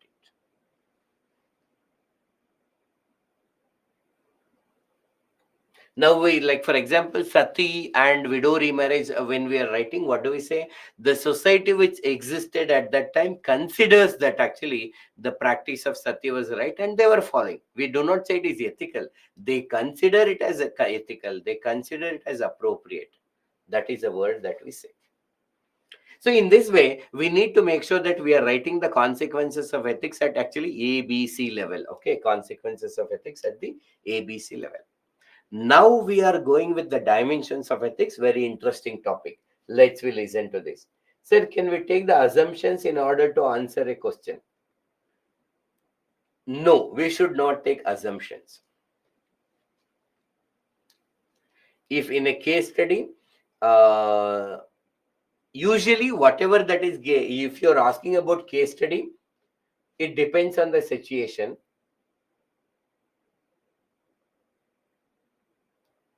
Okay. Now we'll back to these dimensions of the ethics.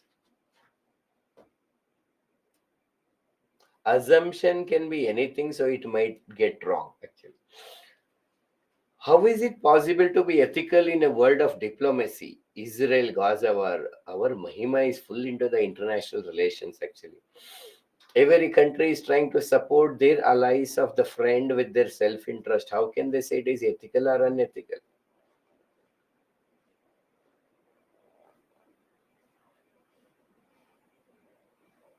That's why, how is it possible to be ethical when the whole world is unethical? Suppose if we say that is why if whole world is unethical, so I have two option. One is to continue to be ethical, or I also be unethical. If all are unethical, if we also become unethical, then we cannot create an ethical society. That's why ethics says that let us be the change that you want to see in the others. When you take a decision, take a better decision. If everybody thinks like that, then it's okay. Now with that we'll discuss in the actually Mahima in the ethics in the international relationships actually. And as a country we have to focus on self-interest. Like as a country India, we should also it is our primary priority is to focus on 150 crore Indian people actually, and we take a decision same way every country does it by following some rules. Actually every country does it giving the first priority. I as an individual can give first priority to my family, that's fine. In the same way as a country we can give first priority here. As an individual, as a public servant, the role is different. Change starts from oneself. Yes, sir, answer writing in the point wise manner is good or not? See, there is not, it is not wrong, but if you write whole answer only in the point, it doesn't look good. It should be depending upon the question that is asked. Actually whenever you are writing some factual answer statements, it is advisable to write in a points, but when you are analyzing it, it is advisable to write in a paragraph. When you are giving examples, you may consider flowchart. So it is according to the question. Following only one format may not be appropriate for all the questions. Let us be back to this. Now focus here. Next 20 minutes of undiluted attention, and we are getting a clarity and dimensions of ethics. Now, what is this dimensions of ethics? There are 5 guidelines here. We have 5 guidelines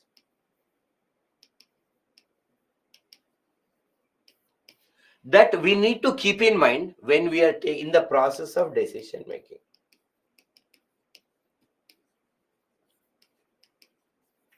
So, what are the dimensions of ethics? Dimensions of the ethics are the 5 guidelines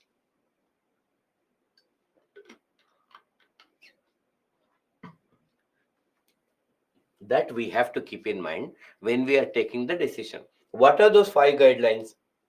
These are the 5 guidelines. We'll discuss each of this. Okay, we'll discuss each of this. Now again, just keep focusing on this so that we'll get clarity. Do we have to follow all these 5? Actually always, if you ask me, always. Are these statement, do we have to follow always? Always do we have to follow?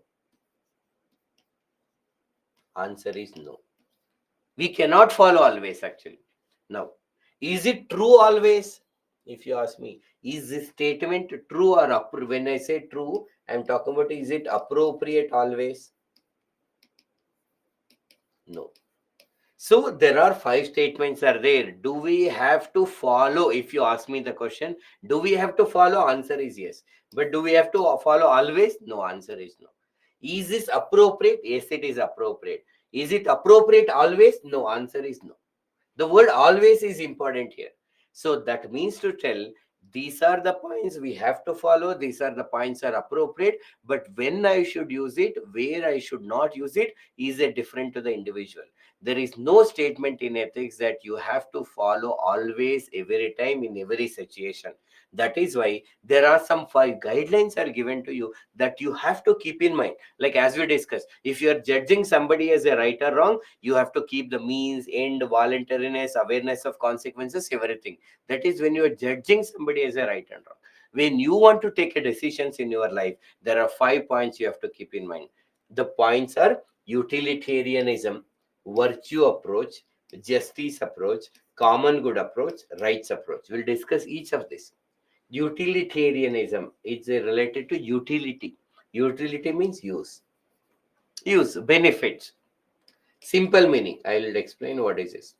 Normally utilitarianism, where utility means use are the benefits. Virtue means actually good qualities. are good values.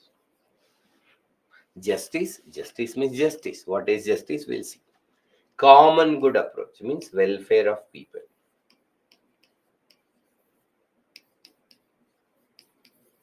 Rights means rights. This is just an overview. Now let us we go into the one by one actually. Let us we understand everything. Now first one is utilitarianism. What is utilitarianism? Utilitarianism says that whenever we are taking a decision, we may consider giving priority. We need to take the decision that leads to the maximum happiness to the maximum number of people. Let us we take some examples. Suppose there is a temple here.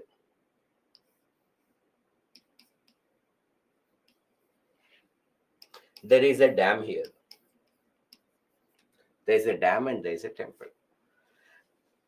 Now, if there is a dam, the planned dam, we are planning the dam here. If not the dam, there is a plan to construct a dam in this area. But if we construct the dam in this particular area, it is going to benefit 5,000 farmers. There are 5,000 farmers actually who directly or indirectly get benefit from the construction of dam with increased irrigation facilities. Are we clear? But there are 500 people who are the tribal people who are living in that area. They have to be resettled. They should go to the another area and they have to live. Now, keeping the other things in the constant, is it okay to forcefully send these tribal people actually so that we can construct the dam? Normally, when we construct the dam, there are so many factors are considered. Now, for the sake of example, suppose is it okay? Now, according to utilitarianism, it is okay because this decision is, though it is causing the problem to the 500 people, it is benefiting to the 5,000 farmers. The because by doing this, it lead to the maximum happiness to the maximum number of people. But do we have to follow this always? No, not necessary. Now imagine there is a temple actually in which there are 5,000 people who are belong to the higher caste. Now when we say higher caste, as a civil service aspirant, nobody is higher caste or lower caste. There is society which considers the some people as higher caste, and there are 500 people who are belong to the lower caste according to that society. The society consider few people are a lower caste. For us, there is no. Now these people want to enter into the temple, but these higher caste people, the so-called higher caste people, feel that no, we should not allow the lower caste people actually to enter into our temple, and if they come, our temple will become polluted. Then if you are a civil service officer, do you follow utilitarianism here? No, you should not follow utilitarianism because it is against our Indian constitution. But keeping other things constant, can you go ahead here by we are by giving a better area for these people to settle and all? Yes, you can go here. Here also 5,500, 5,500. But still it is right here in the case of dam and wrong maybe in the case of temple. Where to apply this? You have to decide on your own. Utilitarianism is based on the principle that it is impossible to take a decision that satisfy all the people. It is impossible to take a decision which satisfy all the people. When you cannot take a decision that satisfy all the people, what do we do? The majority. Now, suppose if a person has to become MLA, if we consider all the voters in the constituency, should agree, only then a person should become actually MLA, then nobody can become the MLA. It is impossible that every voter will agree. The Mr. A is contesting, I am contesting. Now all voters may agree for A, at least then me and my family, we don't agree. No. So that is why if you it is impossible to take a decision satisfy all, but you have to take decision. Then what is the next best alternative? Is utilitarianism. There are 5 people and we need to prepare a breakfast. And now one person has to decide like which breakfast. All 5 people are telling 5 items. We cannot prepare 5 normally. Now at least 3 people agree for whichever the breakfast we can prepare. In simple, that is known as utilitarianism. Any doubt about utilitarianism before I go to the second approach? Virtue I met to come Chituri. One by one, I'm coming.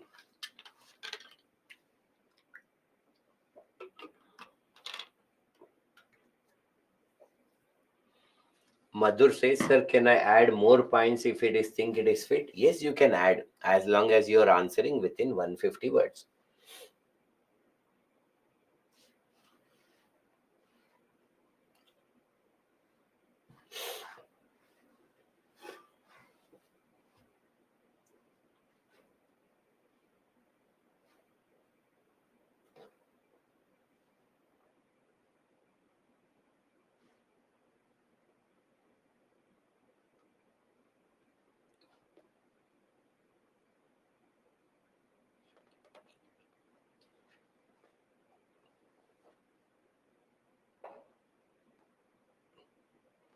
It means that always win in the majority, but when we this we will follow when there is no other better option.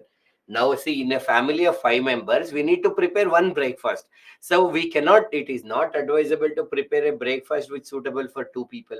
This again, that's why I started with this word. Do you have to follow always? No. Is it right always? No. This is star always there, but wherever applicable. Now for Indian election we follow this only. Out of the 545 seats in Lok Sabha, the parliament elections are in the Lok Sabha. If all 544 should agree, then it is not possible. No, nobody can become the PM. Then what to do? So, though I got elected from this majority, I should also serve for the welfare of all other people.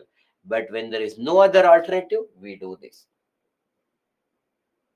Why not take Ganesh? You only tell actually. Now suppose actually here only will take. Then now we'll imagine hypothetically 100 members are there.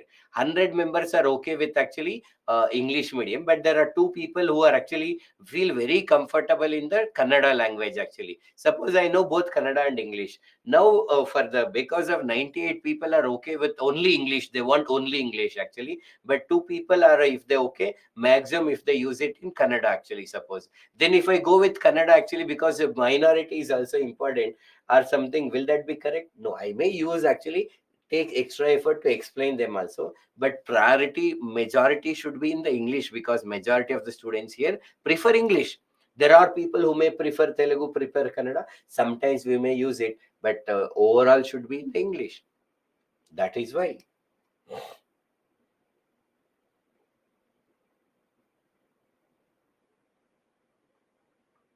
Sir, adding more examples in 150 word answer would detect our marks. They don't deduct it. You should be able to write the everything that is required for a question. So if you feel that more example will cause a problem, then don't write more example.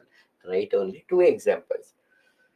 Damn example, it may lead to Naxalism. See, you are not understanding this. So, for example, a dam has to be constructed. This is the only suitable area in that particular area. Farmers are already adjusted. That doesn't mean that we'll not allow. We need other multi-purpose project is there. If this is the only location, then there is no other possible option is there actually. Then in the tribals also, majority of the people may agree, and those people who minorities will try to provide an alternative place actually, and where they can continue their livelihood, they can continue their culture actually by providing all these places. Then some people may be forcefully they have to go. That is the context. It doesn't mean that you just okay, tribal people are not happy and you just remove them. The dam is, that's why again these two construction, the wrong path, forcing is a wrong path, should be followed under two condition: public interest as a last option, if no other place that is suitable. Now suppose mining has to be done, some important mineral has to be done, collect, that is the only area where this mineral is available. That mineral will beneficial for majority of the Indians, but there are few people who are living in that area. What do? We forcefully send these people. That is how the things are working. We try other alternatives, but when there is no other alternatives, then we are doing this. But if we don't know the context much, but we know more examples, then what we do? See, for whatever we know, we should do that, Madhur. If I know the many arguments, then I will write arguments. If I don't know the arguments, then I will write examples. That's all, Madhur. Um, But in reality, resettlement doesn't happen in most cases. So solution is making the resettlement better. Now we saw the case for intercaste marriage, which is against the majority of the people. Then we can follow utilitarian approach according to Shalu. Let us we come back to virtue approach. What is virtue?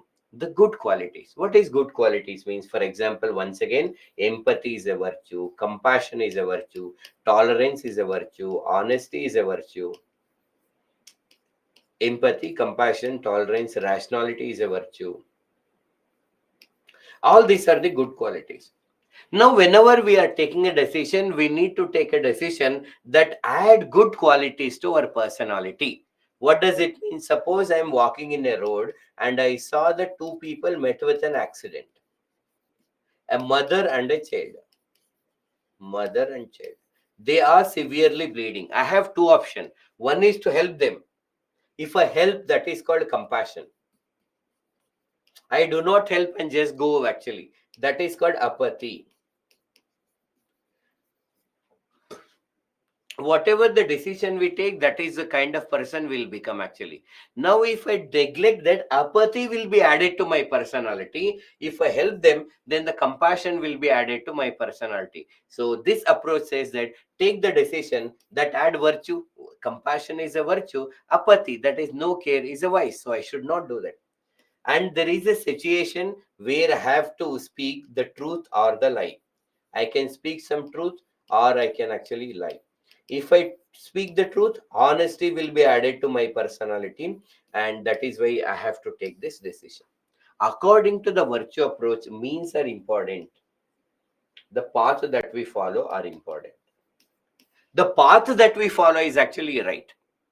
Now, in the utilitarian approach, I told you that you cannot follow utilitarianism always, actually. Like, in temple case, it may not be applicable. In the same way, even the virtue approach is also not possible, actually, always. In some cases, you can follow, okay, help actually and neglect. We can help them. Now imagine the situation. It is night 11 o'clock and you are a 17-year-old boy or a kid actually. We'll call 17-year-old boy or a girl. Your friend met with an accident and he is telling that actually I met with an accident, I'm in hospital, there is nobody to take care of me, please come actually and help me.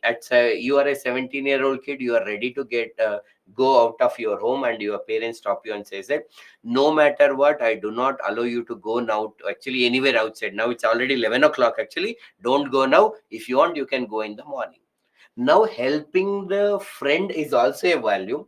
Respecting the parents is also a value. I may have to follow only one value. That's why, so I mean to say, we cannot follow virtue always. You might have to compromise with one thing. Or if you have rationality, you may call other friend. If nobody is available, either you have to violate respect, helping the friend or respecting the parents. But wherever possible and feasible, the 2 points you need to remember: maximum happiness to the maximum number of people, and the decision which add good values to our personality, we should take it. Are we clear about virtue approach? Case study, how long should be given in the answer? We will discuss case study deep. We'll discuss and then you will understand. Sir, now we saw the case for okay. Yes, let's we go further. See, when the topic is going on, it is advisable. I can answer actually. But you see, now suppose you are writing this, suddenly you got, sir, what is the answer for that, this, and everything. Then you lose focus here. Now, after the class, every day in the last 10 minutes, we'll give you ask any question actually. Or in the beginning of every class, our first 10 minutes, where you can ask anything. In the middle, you can ask anything. After the break with that we give, then we come back 10 minutes, you can ask anything.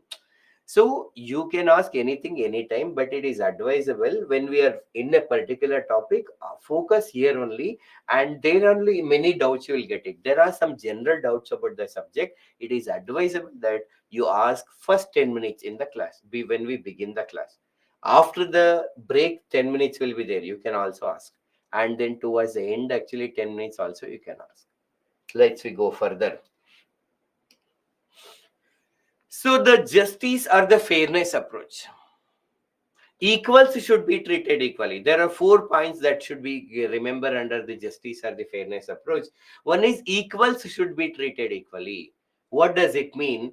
Suppose in an organization there is an attender is there and a manager is there. Both of them with respect to the post of attender and a post of manager, they are appointed for a different purpose. It requires a different knowledge and intelligence, different qualification. They may get the different salary. That's correct. But both are human beings. When we deal as a human beings, that respect for human beings should be given to both actually. You can call an attender also a sir, manager also a sir actually. They both are human beings actually. But in terms of their contribution and the way of selection and everything, there may be different salaries that is given to them. If male and female, if male and female are doing the same job, okay, same job they are doing actually with the same level of efficiency and effectiveness, then they should get same salary. Only because of the male and female, okay, we are giving more salary to male or more salary to female, that is wrong actually. That is called equals should be treated equally. Equal to, like for example, same here, you are all the students here, there are girl students, boy students, and whoever asks the question, I should answer to them actually equally, because all of you are equal here. Now suppose you are all sitting, we are all sitting in an offline class, imagine. In a break time, the institute management have decided to get me some food actually, or coffee, tea, or something. But they may not give you. That is still fine. They are giving to all teachers only, but not giving to all students. That is still fine. But if they are giving to one student coffee, another student they are not giving, then it is injustice. Okay, equal should be treated equal. In the context of India, we give reservation. Whom do we give reservation to? Reservation is given to the people actually, because they are socially backward, educationally backward, economically backward, physically disabled. These are some criteria that we consider while giving the reservation. So why? Because they are in more need compared to other people. That is why reservation is justice approach, because those who are in more need are eligible for more benefits. Now, usually in a promotion in the private sector is based on what? Promotion in the private sector is one is based on experience and also their contribution. Their contribution. How much this person is contributing to our organization. Usually that is a basis for promotion. Now imagine there are 10 employees in my organization, but one person is spending more time, intelligence, and contributing more. But if we give equal salary to all the 10 people, including that person, then we are doing injustice to the person.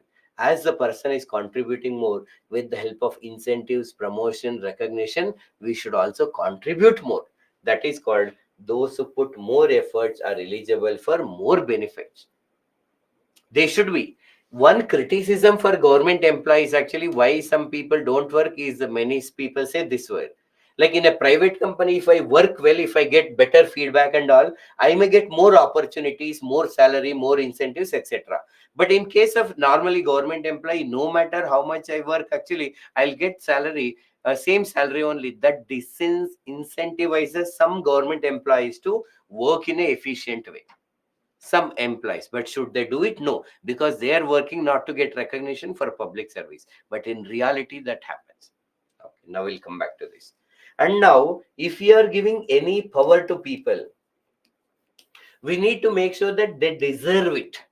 Deserving means they should have necessary knowledge and skill. They should have necessary knowledge and skill.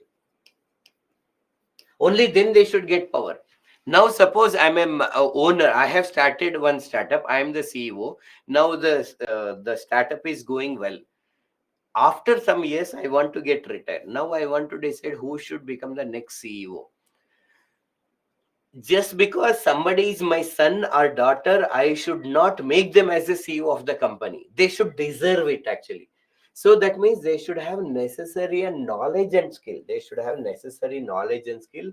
Only then they should get what? That power. Only because they are my son or daughter, they should not get it.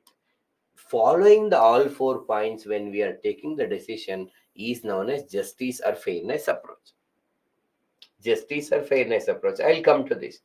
Now imagine this example before we go further into this. There are three boys, A, B, and C. They are walking in a road. Three boys around 10-year-old. And the very far away from this place, Mr. A saw something which is interesting.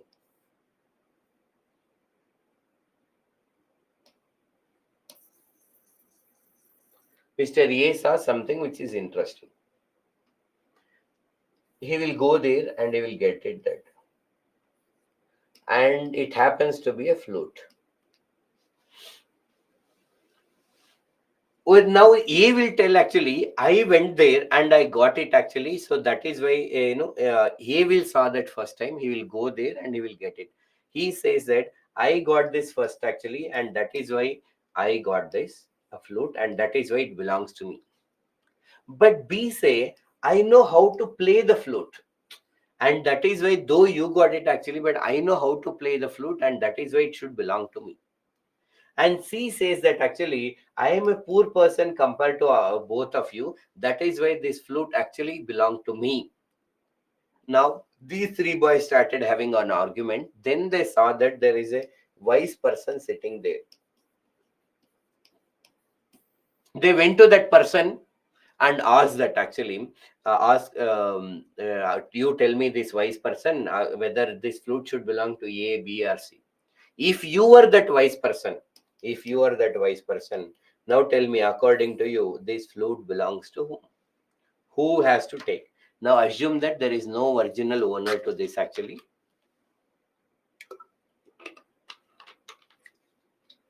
Then to whom it should belong to? Okay, we have some answers.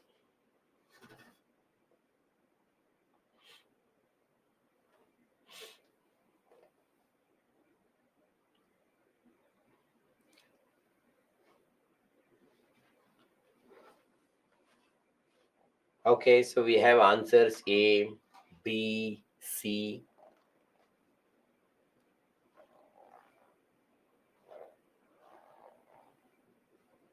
So there it is written, Vanshika, who know how to play, because it is B.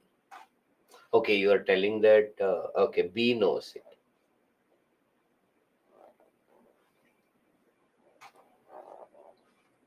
It should belong to the original owner who lost it. Correct. Now assume that it should be, if it has to be given here. Okay, now listen to me. So what is this actually? This is one of the example which Amartya Sen says in one of the meeting to tell the limitation of the justice approach. It is one of the example for the limitation of justice approach. Now, normally we need to follow justice approach, but every approach has a limitation. First thing, all are actually three boys of same age. Equal should be treated equally. All are equal. All should be treated equally. Now, A is an example for effort. One who put more effort are eligible for more benefits. C is an example for need. One who is in more need, they're eligible for more benefits. B is an example for deservedness. We also told deservedness is a criteria. All three are eligible. Yes, many of you are rightly saying you may give it to A, you may give it to B, you may give it to C, it's fine. Or you may do it, tell actually, B to teach A or A to teach C, none. Something you may come up with some solution. But know that no matter what decision that we take, it cannot be a completely justiciable decision. Okay, just to tell that every approach has a limitation actually. Now, according to this, all three are eligible actually. All three are eligible. So this point is known as justice or the fairness approach.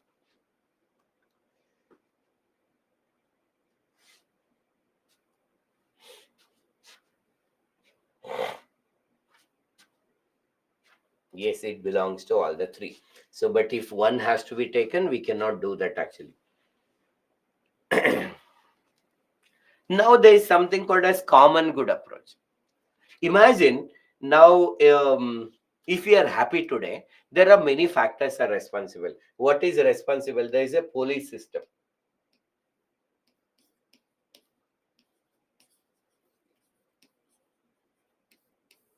We have police system. If there is no police system for one day, human beings are more cruel than animals. You will realize this importance that human beings can become more cruel than animals. Now imagine that our honorable Prime Minister comes today and says that, see, on the occasion of this Prana Pratishta of Ram Lalla, so tomorrow we are giving one special offer to the people, the real freedom. Like tomorrow, 8 a.m., that is morning 8 till the 8 p.m., the evening 8, anybody can do anything and no legal action will be taken on anybody. If 12 hours of freedom is given to the people, anybody can do anything, that we don't take any legal action. Can you imagine the negative things that can happen? Just imagine, and it's so horrible actually if there is no law. The what does it mean? There are many people behaving as human beings only because of the fear of the law and order.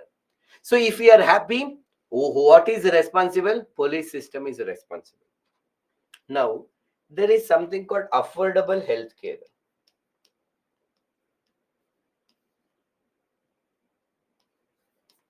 Affordable healthcare. Now we created a system in which such a way that even the weakest section of society should have access to the health. Actually, some free government hospitals are there and everything is there. Now if this is not there, affordable healthcare is not there actually. So rich people, suppose when they get some problem, they will get treatment, but the poor people are not affordable. Or if healthcare is only not available, it is not good. No, there are some people, suppose corona time, vaccination, only those who give 2000 rupees will give the vaccine, then poor people cannot take, or some people cannot take, they go on spreading the infection. So if we are happy today, thanks to the healthcare system that is created. Now there are Paura Karmikas are also there, they come and collect the waste ash. Actually there, that system is also very important, is there. And there is a stable family is there. So we have an health system, we have a police system, there is a political system who has to take the decision and everything. So we have a proper environment. Environment is there. In order to make this environment clean, the many people are working. So if we are happy today, make, if we are go to the places where we can go and come back, thanks to the police system. If we are able to live healthy, actually thanks to the healthcare system that is available. There are so many infrastructures that is being developed thanks to the political system. If we go to a park and if we go, have a good walk and everything, thanks to the good environment. So all of this is making our life happy.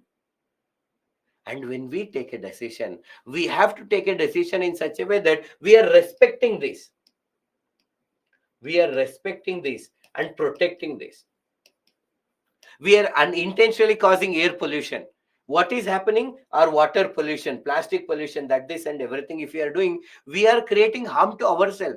This environment is good for all of us. Suppose I am having money and I am influencing money, power, or everything, misusing the police system. Somebody has more money than me. They will misuse the police power. That can become threatened to me. This police system should be good for everybody. Only then I can also be happy. Because if I am powerful, I can misuse. Somebody is more powerful than me, they might misuse this. If I pollute, somebody else also can pollute it. So we should all know that all individuals are a part of larger community. Imagine that we are all holding hands together. Okay, there are some 20 people are holding hands together. I do like this. I took my hands and do like this. There is an impact on all the 12 people because we are all holding together. Whatever some people taking the decision will have an impact on all the people. We may think that somebody is doing something will not have an impact. I take some decision and that I may feel that two people are getting impacted. No, the whole community is impacted. Somewhere somebody internet, they've come up with the innovative idea, it is beneficial to all. If we are using this digital technology, the many people who have contributed for this. So we are all part of larger community. Our welfare or the destruction depends upon the decisions that we take. We share certain conditions and the institution condition, like the air, the whatever we are having, the water that we are having, police system, judiciary system, environment related system, and all of which our welfare depends, and it is our responsibility to respect and protect them when we take the decision. This is called common good approach. There are all this police system, healthcare system, environmental system, emergency system, everything that we have is for our welfare. When we take decision, we need to respect and protect this, and we should not take a decision against this. This is known as common good approach. We'll take the break after the 5 dimensions deep. Somehow deep is not here actually. Even small change can change anyone actually. Yes, Madhuri, you are correct actually. Okay, so hope you understood the common good approach. Common good approach, the last approach of the 5 dimensions actually is this rights approach. Sometimes we might have called these words actually, or we observed somebody saying that actually, Arey, why she is wearing dress like this actually. I told her actually don't to try for UPSC, but actually again and again she is trying for UPSC. Arey, I told him not to take engineering, but he took engineering. Arey, he went to cinema field. That doesn't suitable for him only. Arey, nonsense. Why do you go to cinema field, man? It is not suitable for you. He's actually you should wear this kind of dress actually. Arey, why you look actually very obese actually? Why can't you become so thin? Arey, you are darker color. Why can't you use this fairness cream so that you look white color or something? So many advices we give to so many people.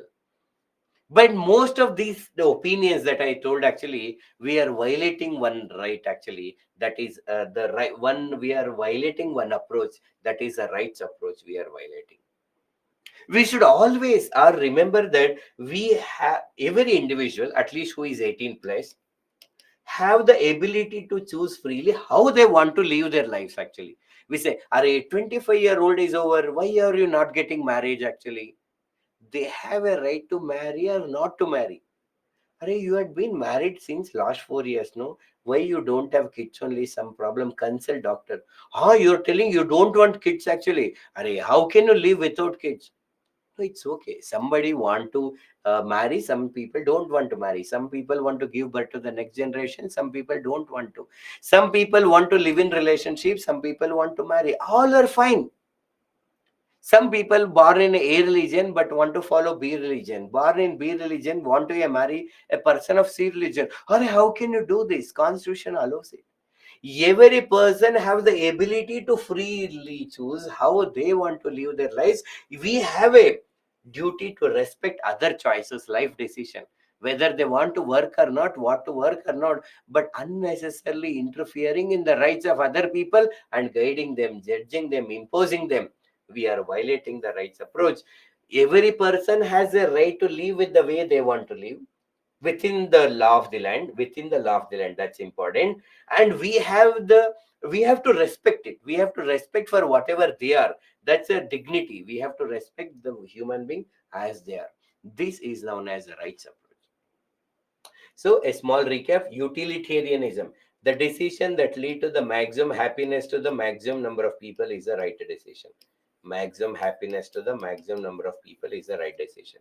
Then we discussed about virtue approach, the decision which add good qualities to our personality is the right decision. Then we discussed about the justice approach, which talks about the equals should be treated equally. Those who are in more need eligible for more benefits.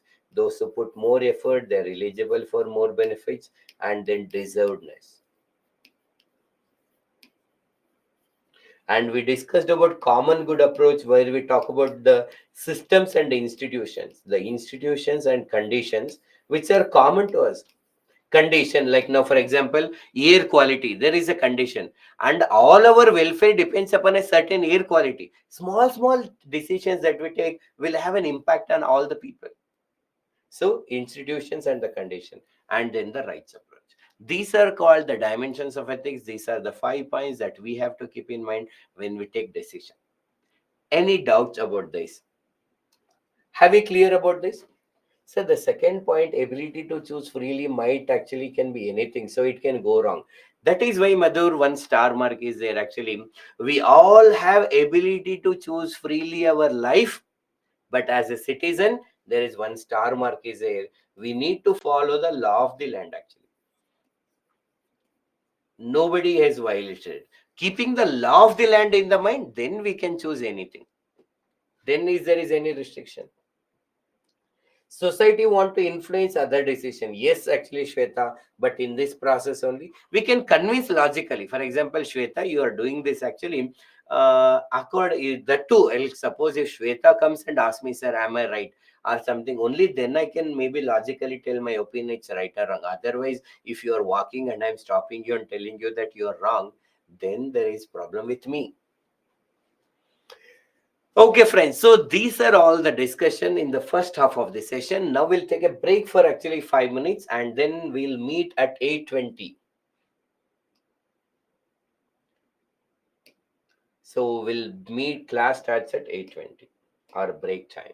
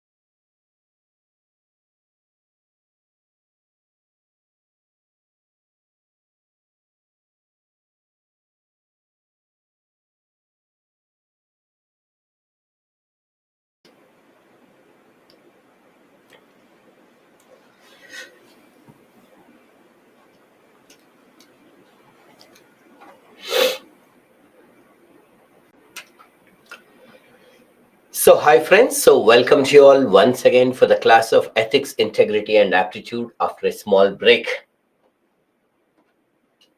noise is coming. Is others also facing any extra noise issues? Now it is fine. Okay, thank you. Yes, friends. So, any doubts before I move ahead? We have discussed the consequences and dimensions of ethics, and we have divided consequences into individuals, society, and in the public administration.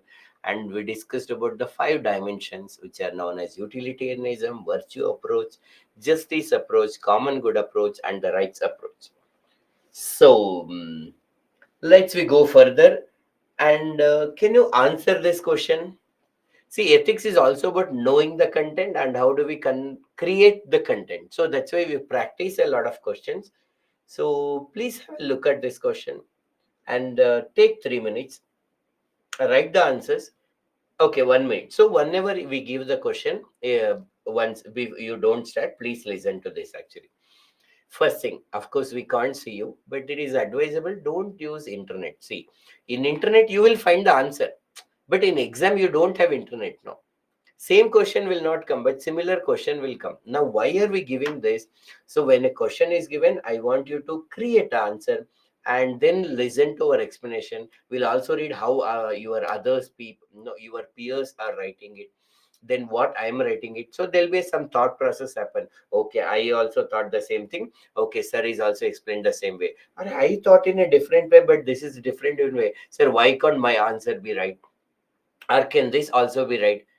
Those thought processes are very very important. That is why we are practicing the questions here only. Otherwise we can give homework, try at home. No, in the examination condition, how do you create answer, that is important. That's why there's a question in front of you. Please take 3 minutes and try to create as many points as possible, and your time starts now.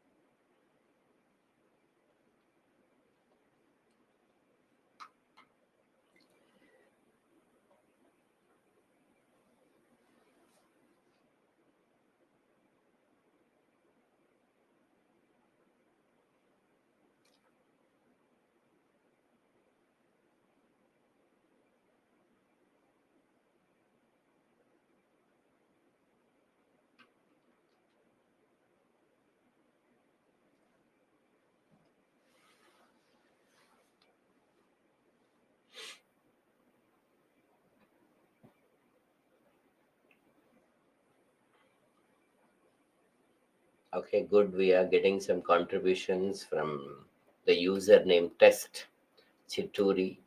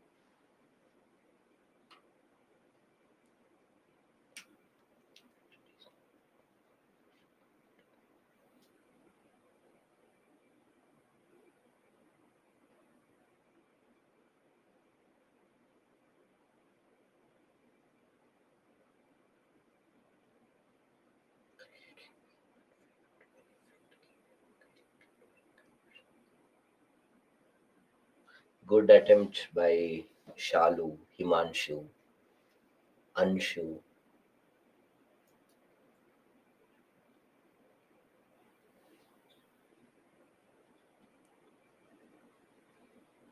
Preeti. Last 1 minute, try to think of some, plan your introduction, body, conclusion.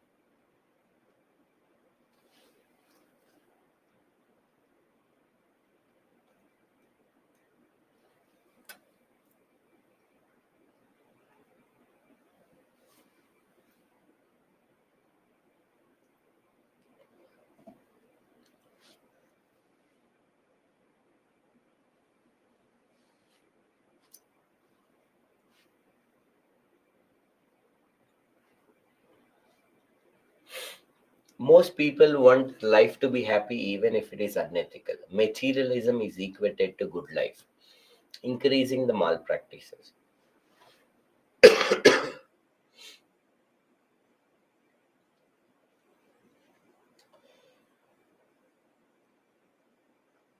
Yes, friends, good attempts from many of you. Now let us cross check your understanding, and we'll also see finally not knowing the answer. That is, knowing the answer is not much important.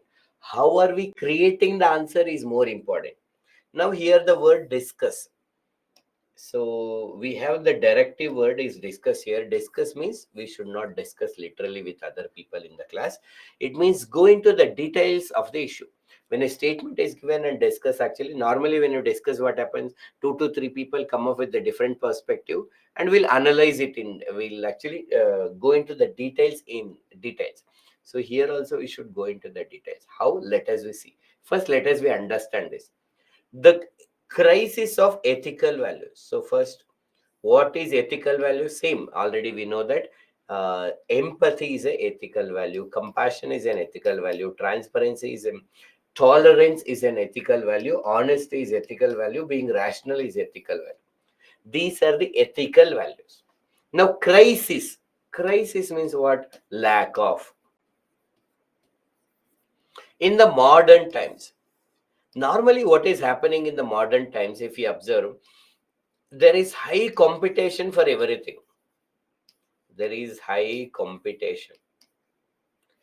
Everything there is higher competition. Earlier, right or wrong, if you keep it aside, there was a caste system. What is caste system? A group of people who are doing the similar economic activity. The people who are making earthen pots are one caste. The people who are into teaching is one caste. The people who are doing puja is one caste. The people who are washing the clothes is one caste. Now, the moment I born in my family, my whom I'm going to marry is fixed. No need to worry about it. What kind of education or training will I get is fixed. What job I will get do is fixed actually. My lifestyle is fixed. Nowadays, actually, there is a high competition for everything. UPSC is only a great example where 10 lakh people apply for examination, around 6 lakh people write every year examination, around 1,000 people clear the examination. There is a high competition to get into this. There is a high competition for other government exams, high competition to get a college. There is high competition to get a so-called good spouse, high competition to get into universities. There is a competition everywhere. There is an unpredictable life. Unpredictable life. Now we are not looking at it as only positive or negative. We are just changing. Earlier, our olden times, the life was much predictable. Like they say, the moment I born in some family, whom I'm going to marry, my lifestyle, what job I will do, how everything was almost decided. Unless there is some accident, death, or something health issues, the way of progress of our life was stable. Nowadays, we have unpredictable life. I am working great. Suppose in an organization, I have a dream. In next 3 years, I should be here. 5 years, I should be here. Evening, I will go home and I get a WhatsApp message from tomorrow. You no need to come to office. We have, because of so reason, we have been removed. There might be, I may be removed from an organization without any of my mistakes also. Normally what happens, layoffs or something happens. So I had this dream to work in the other organization, but no, tomorrow what happens, I don't know. Suppose I'm in relation with a person and I'm planning to marry and dream, okay, I will marry, have two kids, that, this, everything, and that person come me and say that, Mr. Shreen, I don't think things are going well from our side. I think it's the time for a breakup. So we don't have other option actually. It may be so unpredictable life. Many times it's a routine mechanical life. Every day people wake up, actually go to office. They go to office, but they don't know why they are going, or they may be going only to get salary. We have to do some routine work and just meeting high by casual. No affection actually, no passion in what we work actually. And many people want to be have the more and more freedom. They want to enjoy the freedom. If why I want to live the way that I want to live. These are few characteristics of the modern times. Okay, hope you till now it is clear. Crisis of ethical values in the modern times. Let us we understand the second part. Now it says trace to the narrow perception of good life. Now let us we understand what is good life.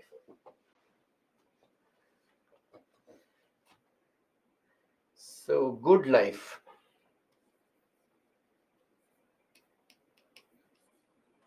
So according to the question, there is one possibility that there is a narrow perception is possible. Narrow perception. If there is a narrow perception, there should be another one, broader perception also should be there.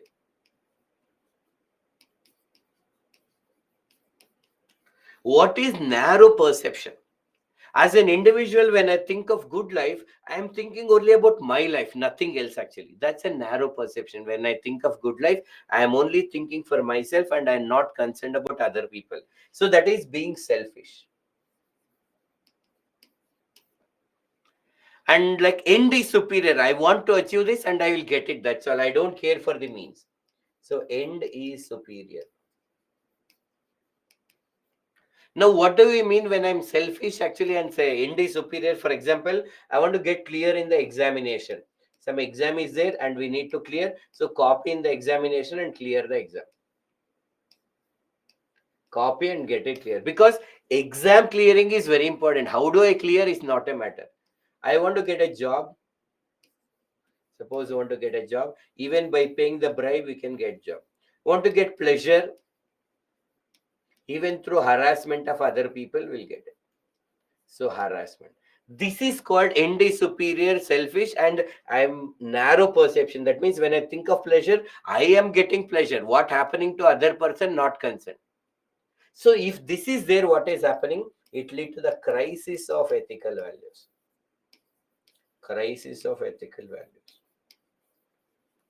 See, that is the meaning of the question. There is a crisis of ethical values in the modern times. It is traced to it is because of narrow perception of good life.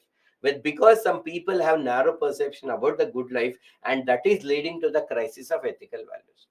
And this is how you can create a flowchart. Now, how we have the narrow perception people, there are people with broader perception also, where they are not selfish, they are compassionate.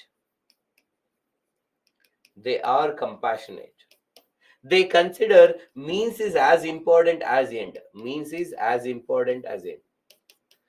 Now, if the narrow perception leading to the crisis of ethical values, if more and more people with broader perception are there, we discussed under the consequences of ethics, it lead to the peaceful and stable society.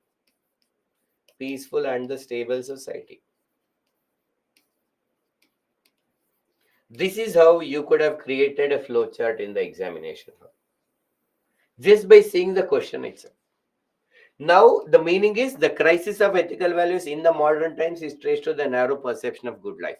So now what you can do actually in the introduction, you can detail only usually the values of tolerance, empathy and compassion are considered to be the ethical values. There are some incidences shows that there is a crisis of ethical values. There's some incidents that we see in newspaper and media reports shows that there is a crisis of ethical values. And then you will write this example. For example, you can talk about 2G scam. There was a scam that happened, and there's a Commonwealth scam that is happened.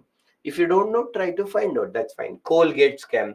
The Colgate scam is nothing to do with the Colgate toothpaste. Actually, it's an scam that happened in the allocation of coal blocks.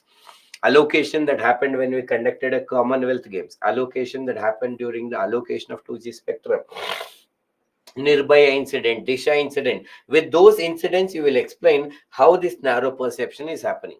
So you will write one paragraph about because of the crisis of ethical values, what all happening and why it is happening.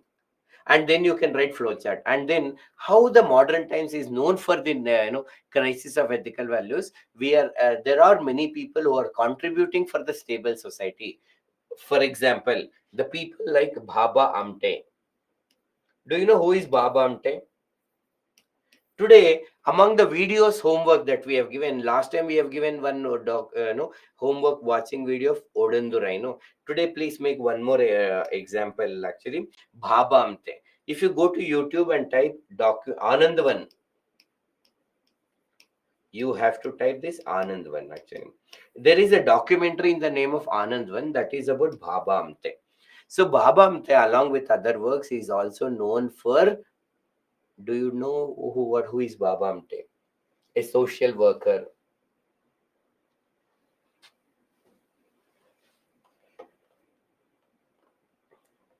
Can we give negative answer like individual taking bribe, manipulation, selfish? Yes, Deep, we can give because it is a truth.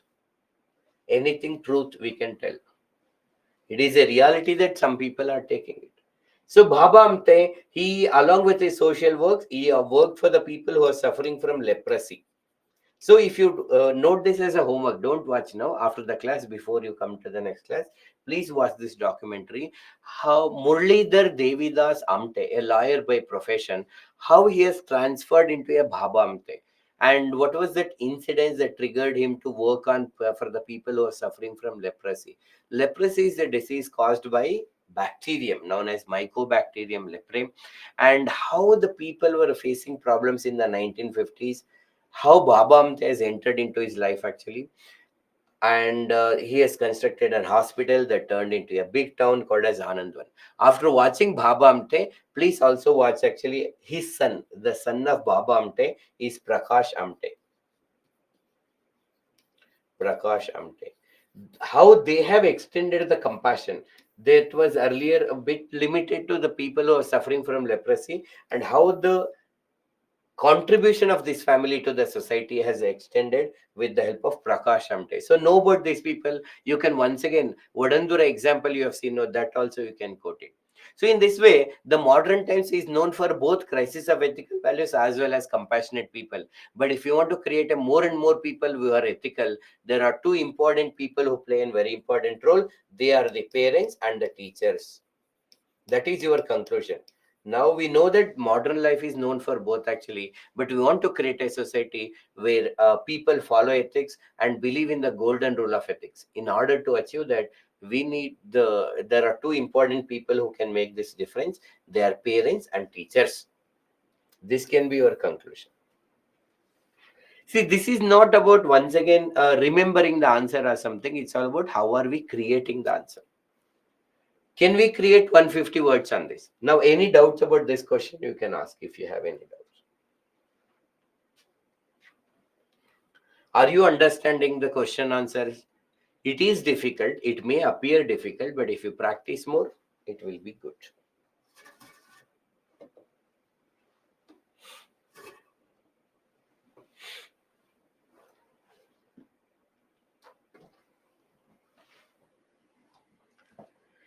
Shall we go ahead?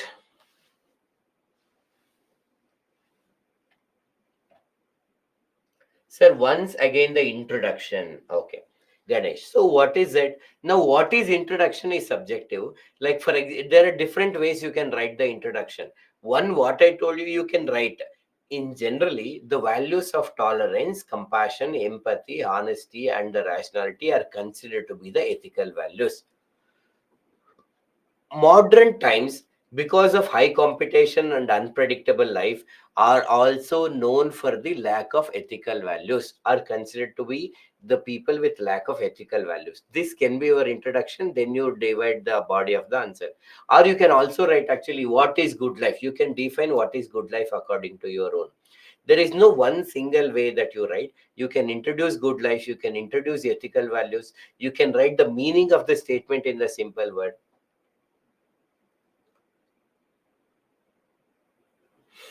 Thank you, Anshu. Can we write these points in the answer? Cheating someone for your benefit give you a guilt, and doing the corruption decline your self-worthiness. Compassion towards other creature provide you pleasure. Can we write this statement in the answer? Yes. But can we write for this question actually? Because this question is not mainly about solution. We are discussing only in conclusion. If you want, you can write the solution. In generally, can you use this statement wherever it is appropriate? You can write it.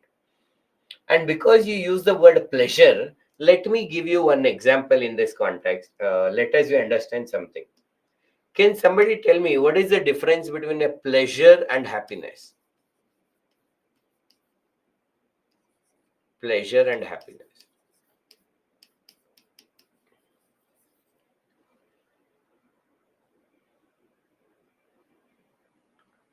What is the difference between pleasure and happiness?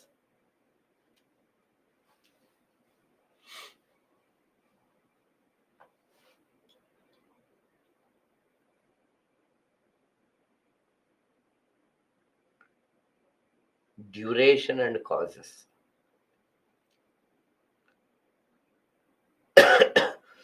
According to the pleasure is for a long time, happiness is for a short time. Are you sure about happiness is a short time? Chitturi says pleasure is enjoying lavishly, happiness is inner joy.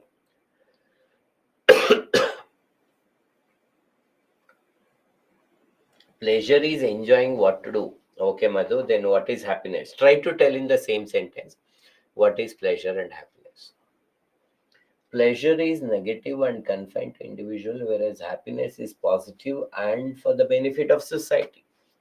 I will answer. Now answer this. What is the difference between pain and suffering?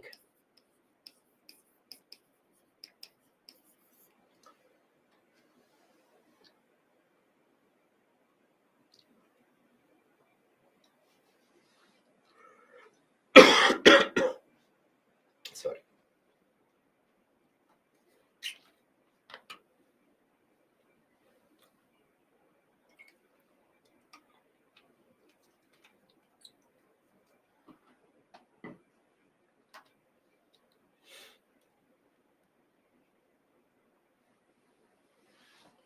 I just want everybody to think actually in the same way. Good, good.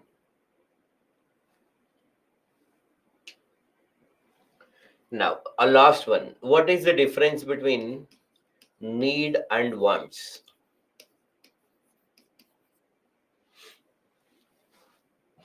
No pain, no gain. Not necessarily, Madhu. You can gain without any pain also. Two people, happy relationship, not necessarily can be a pain. That's good, some people said.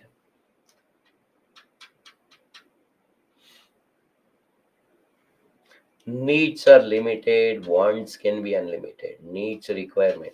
Okay, good. Thank you for all those who have participated. And one simple way to differentiate all this is actually, see this. The three that we are having is related to body. Listen to this completely. And these three related to mind. See, these three are related to mind, these three are related to body.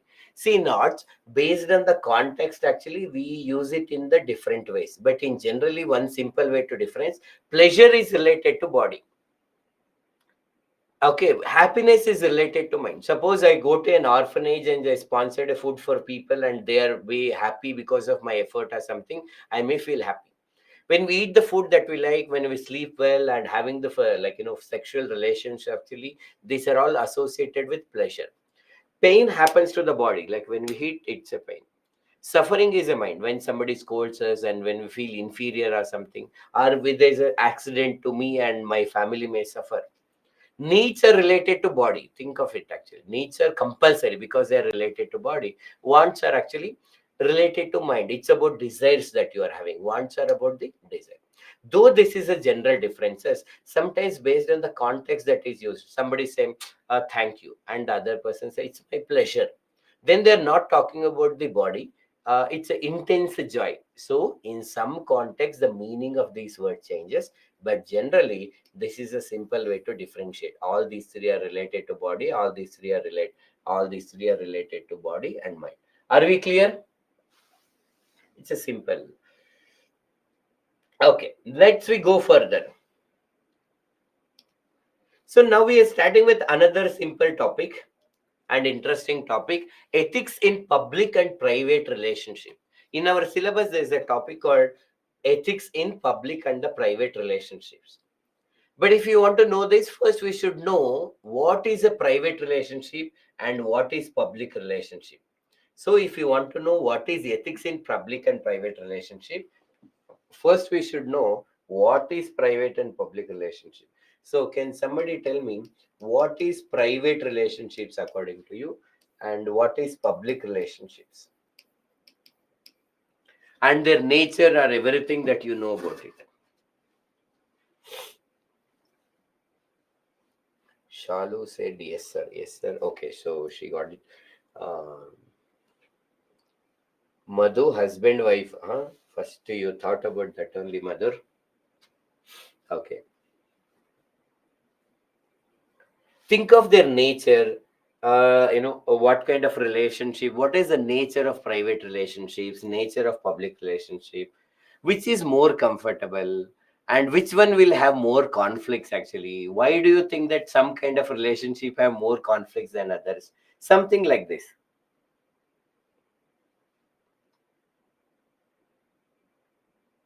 Sir, sorry to say, but it is Madhur. I've used Madhur only, no?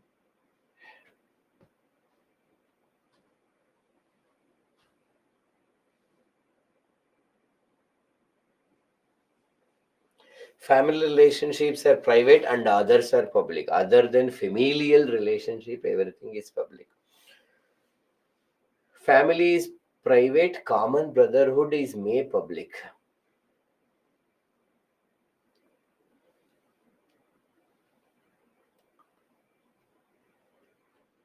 One you can be with everyone is public. What is that, Raghav? Private is known to people who have that relation. Which relation, Vamshika? Vanshika. Are okay. Private are more informal. Park is public place. Home is private. But people in private relationship can go to park. The people in public relationship can come to home, Anshu. So Anshu says, sir, park is public, home is private. The place is okay, but the people in private relationship can go to park. The people in public relationship can come to home.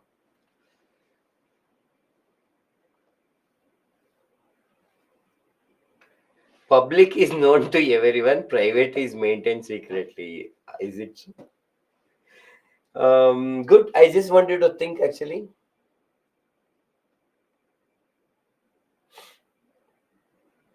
Okay. Now listen to me. Okay, listen to this explanation so that you will get clarity.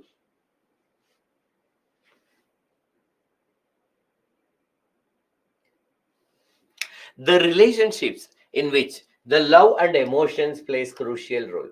So please keep writing. The relationships in which love and emotions play a crucial role is known as private relationships. The relationships in which the rules and regulations plays a crucial role is known as public relationship. In generally our relationship with our friends and family, we have private relationship, while the relationship in the organization that we are working and the society in which we live, we do maintain the public relationship. You will have some doubts, we'll explain to you now. In this context, the private relationship, our behaviors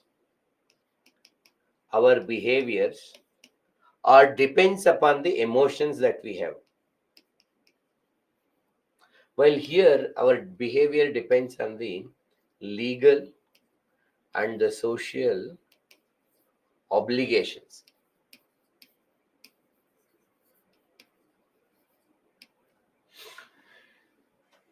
In general, they are long lasting, they are temporary.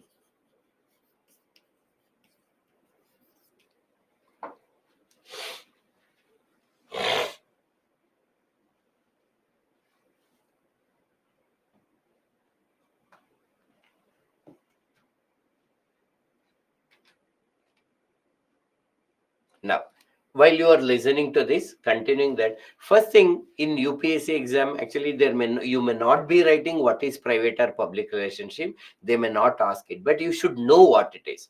And you should even suppose somewhere you have to write it. It is not advisable to write in a table format. You have to write in a paragraph. This is just to make you understand that. Now, the relationships are not like a scientific definition, I know, like prokaryote, eukaryote, animal cell, plant cell. They are like this. Every animal cell, like this, plant cell, we can say. But human relationships are not like that. That's why when we talk about the human relationship, we say generally it is like that. Normally it is like that. But it can be completely opposite also. I am only saying it can be completely opposite. But there is a general nature of this relationship we are talking about. So usually with our friends and family members, like how I will be with my friends and family members, that depends upon how much love and emotions I have towards them. That is why they are known as private, and that's why they are also called as informal relationships. While in the public, the relationship between the rules and regulations are formal. They are bounded by the rules and regulations. Now, for example, if we imagine, even in the class it is applicable, online class, but in general, imagine offline class. Now, as a teacher, how I'm supposed to behave with you, the students, and how students behave with you, when they have to come, when they have to go. There are some written or unwritten rules and regulations are there, and we behave according to that. And that rules and regulation will decide how we have to behave, like among the colleagues and team leader and team member, a manager, CEO and all. How do we interact with them, behave with them? That depends upon the rules and regulation and hierarchical system. Usually, again, how do we behave with my father, mother, depends upon how much I have emotions with them. Well, here we have a legal and social obligation. Suppose I go to a temple and people will do pradakshina clockwise. Now I say, no, I will do anti-clockwise. No, they are not allowed. There are some rules and regulations. Normally, when you go to temple, there may be some dress code also. This is what you have to. So there are some compulsories that we have to follow. If I'm riding two-wheeler, there is something like two-wheeler, I have to wear helmet, traffic rules and everything we have to follow. That we have. Now the private, suppose I book Uber. Now I'm Uber cab actually. So imagine, so and I'm traveling. So the at that time the relationship between me and my driver is also a public relationship. He has to respect me. I have to respect him. So then when we get down, our relationship it will end there. So that it is most of the times it is temporary. While generally our relationship with our friends and family members may long lasting also. So this is a basic difference, but there are many situations where private relationship can become public relationship. Sorry, and public relationship can also become private. Can you think of an example where private can become public and public can become private?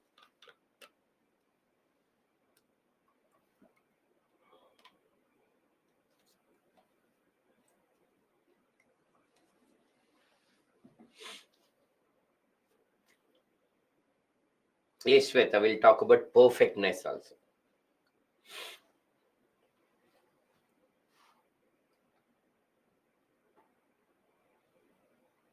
So first two point are related to relations. Everything is related to relation. That's why we say private. We are talking about relationships actually. So not only first two points are related, even the next 2 points are also related to emotion relationships.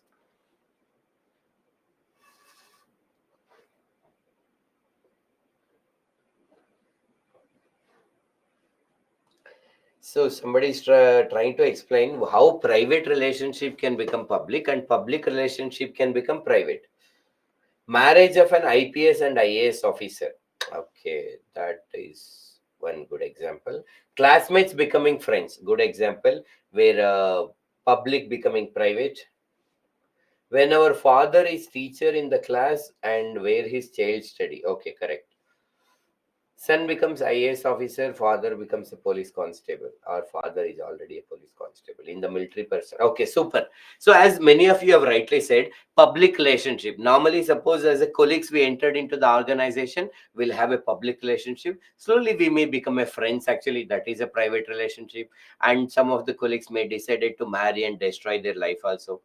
In generally, that's not or they may try to live happily if possible. So that is turning into a marriage, a friendship, or something that is also called as a private relationships.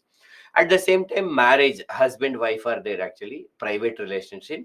And because of some reason, they may get divorced, they may get separated actually. So then when they interact, actually, that will be only public relationship. When through that marriage, they can get separated. Why it is important? Suppose husband, wife, brother, sister at home. Suppose husband, wife are there. They have a private relationship, but they're working in the same organization. At the time when they are working in the organization, they have to maintain only public relationship. Suppose I'm a team leader and one of my team member is my brother, sister, or somebody is there actually, that relationship should not come into the office. If somebody has to give an incentive or promotion, all should be equal, whether my brother or some stranger actually, or the actually another employee, all should be the equal. We have to consider, we need to behave in the organization according to rules and regulation only. Husband, wife at home, but suppose one is senior, another is subordinate, they have to behave according to the rules and regulation as a senior and this IAS, IPS. Yes, when they though they are working the same district, at the time of working, there are rules and regulation about the interaction between IAS and IPS. They have to behave according to that only. In generally, in a private relationship, we accommodate imperfections. We accommodate imperfections. Here we expect perfectness. In generally, in the public relationship, we expect perfectness while we accommodate imperfections in the private relationships. What does it mean? Suppose normally imagine the situation, mother, father, brothers, sisters are there. We'll get adjust with them the way they are. They are. Normally, we don't say, according to Chanakya, mother should have these qualities. Mother, you don't have these qualities, so that's why you are not my mother. We don't say that. We accommodate imperfections the way they are. But suppose now you're listening to these classes and perfectness, and there's some teacher, you have some expectation who is a good teacher, and if they are not actually matching to your criteria, you give bad feedback, 1 star actually, and this is the reason why there is a less faculty. If Uber driver is not driving well, you are not happy, definitely you expect perfectness. So we accommodate more imperfections in the private life while we expect a perfectness when we come to the public life. So these are few points. Are we clear about what is private and what is public before we go ahead?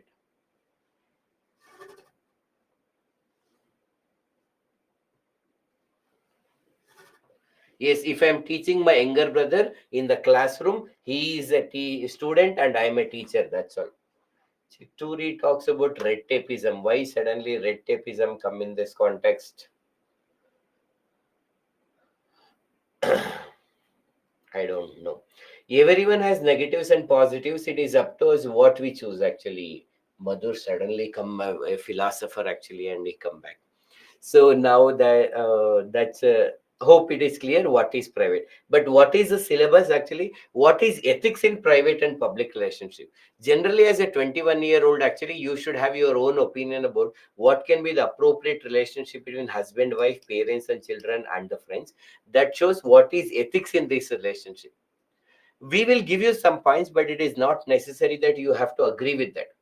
As the topic is about private relationship, first actually and that to husband wife that we may discuss. First thing, every person before marriage, actually, if they are not married, you have to question, why do you have to marry? Marrying or not is definitely your choice, but why you have to marry? Can somebody tell me what is the relevance of marriage as an institution in the 21st century? Why somebody has to marry? Studies, private job. So Deep, you are somewhere in the different world. We are not study is private, job is public. No, Deep. So, and that means we are talking about relationship, not about what kind of institutions actually. So please focus on the topic. So we are talking about what is private relationship and what is public relationship. So why do we have to marry in the 21st century? That's the question. So Chituri says to have suitable companion and have the children to lead a happy life, to continue the next generation. Sometimes it happens in ethics, we go in some direction also, some other direction also. That's why you should keep coming also in the to the right track. To get a good companion for life, love and close companionship because of family. Family wants to marry, bring stability in the life. So do you think, Shallow, before marriage you were unstable, or do we unstable before marriage? Satisfies body requirement like affection and love to maintain the patriarchy, according to the helping each other, being the friends for each other for the rest of life. I'm also against my marriage, but my parents force us. You are this, sir. Whenever we go to the other topic, as you say, come back to this topic. Now we are in the topic only. Okay. If two persons are there, if one fails or falls, the other may rise. So it is better to have a relationship. Okay. So whatever, there is no one reason actually, but not just now. Before whoever is not my seriously think. So life partner for a life actually, but is it really happens actually? Companion. So why do you need companion? How is your life with companion, without companion? So you have to ask this seriously question. Understand if possible whether you study a plus b whole square or not actually, or any other concepts. At just for a few minutes actually, you may consider going back to that institution of marriage, how it is evolved. This is important for exam also. You may also get some clarity. And then, so in simple, first ethics, those who are going to marry, they should have actually know why they are married. So just because some parents are forcing us to marry, we should not marry. That becomes unethical actually. So if somebody, when we interact with, say, I don't want to marry, but my parents forces me to marry, and that's why I married. If I marry just because my parents want me to marry somebody, see, I want to do justice to them, but in the process I'm doing injustice to two people. One, I'm doing injustice to myself. I'm doing what I don't like to do, and I'm marrying somebody, I'm doing injustice to her also. So this is not correct. So there are two decisions, like what job you do and whom you marry. It should be your own, and so you should know why. And once you get to know why, and by decide, by mistake you decided to marry, there should be some ethics to be followed. Now tell me actually, if there is an ethical relationship between the husband and wife, how they have to be. It is scientifically proven that person who are in relationship will live longer. Being in relationship and marriage both are different, Chitturi. Life without wife is so difficult. Life without life partner is so difficult. Okay.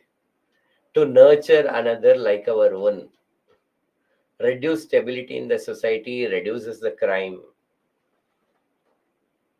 So those who are not marrying are involved in crime. Reduce stability in society. You have written two negative statements. Is it for marriage or against marriage? Okay, respectable relationship between husband and wife.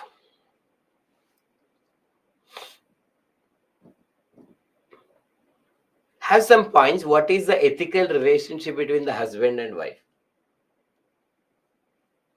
Okay, that is instability, emotions, trust,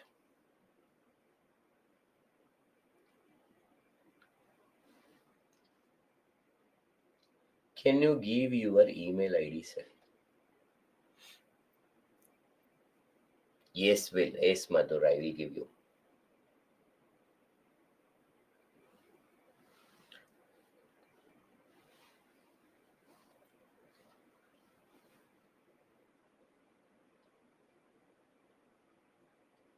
Compassion.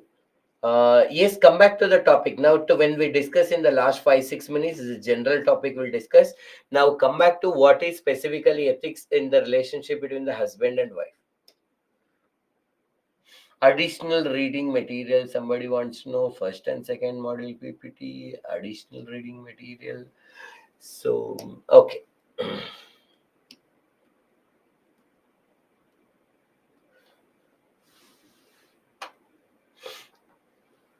Okay.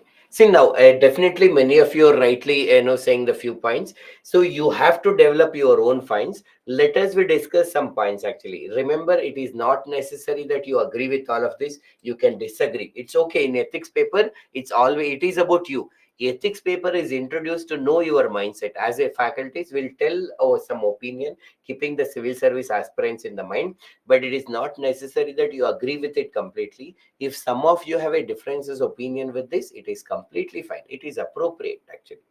So now, first thing, husband wife actually is like one thing. Normally, why do you marry is a personal decision actually, but you should not marry only for the reason of having the sexual relationship. That can be one of the component, but only that should not be the sole reason actually, and other things. Now, because it is a two people decided to living together their entire future life, so that's why there should be a proper understanding what is that kind of person actually, what is their values, mindset, how they want to live actually, understanding should be there.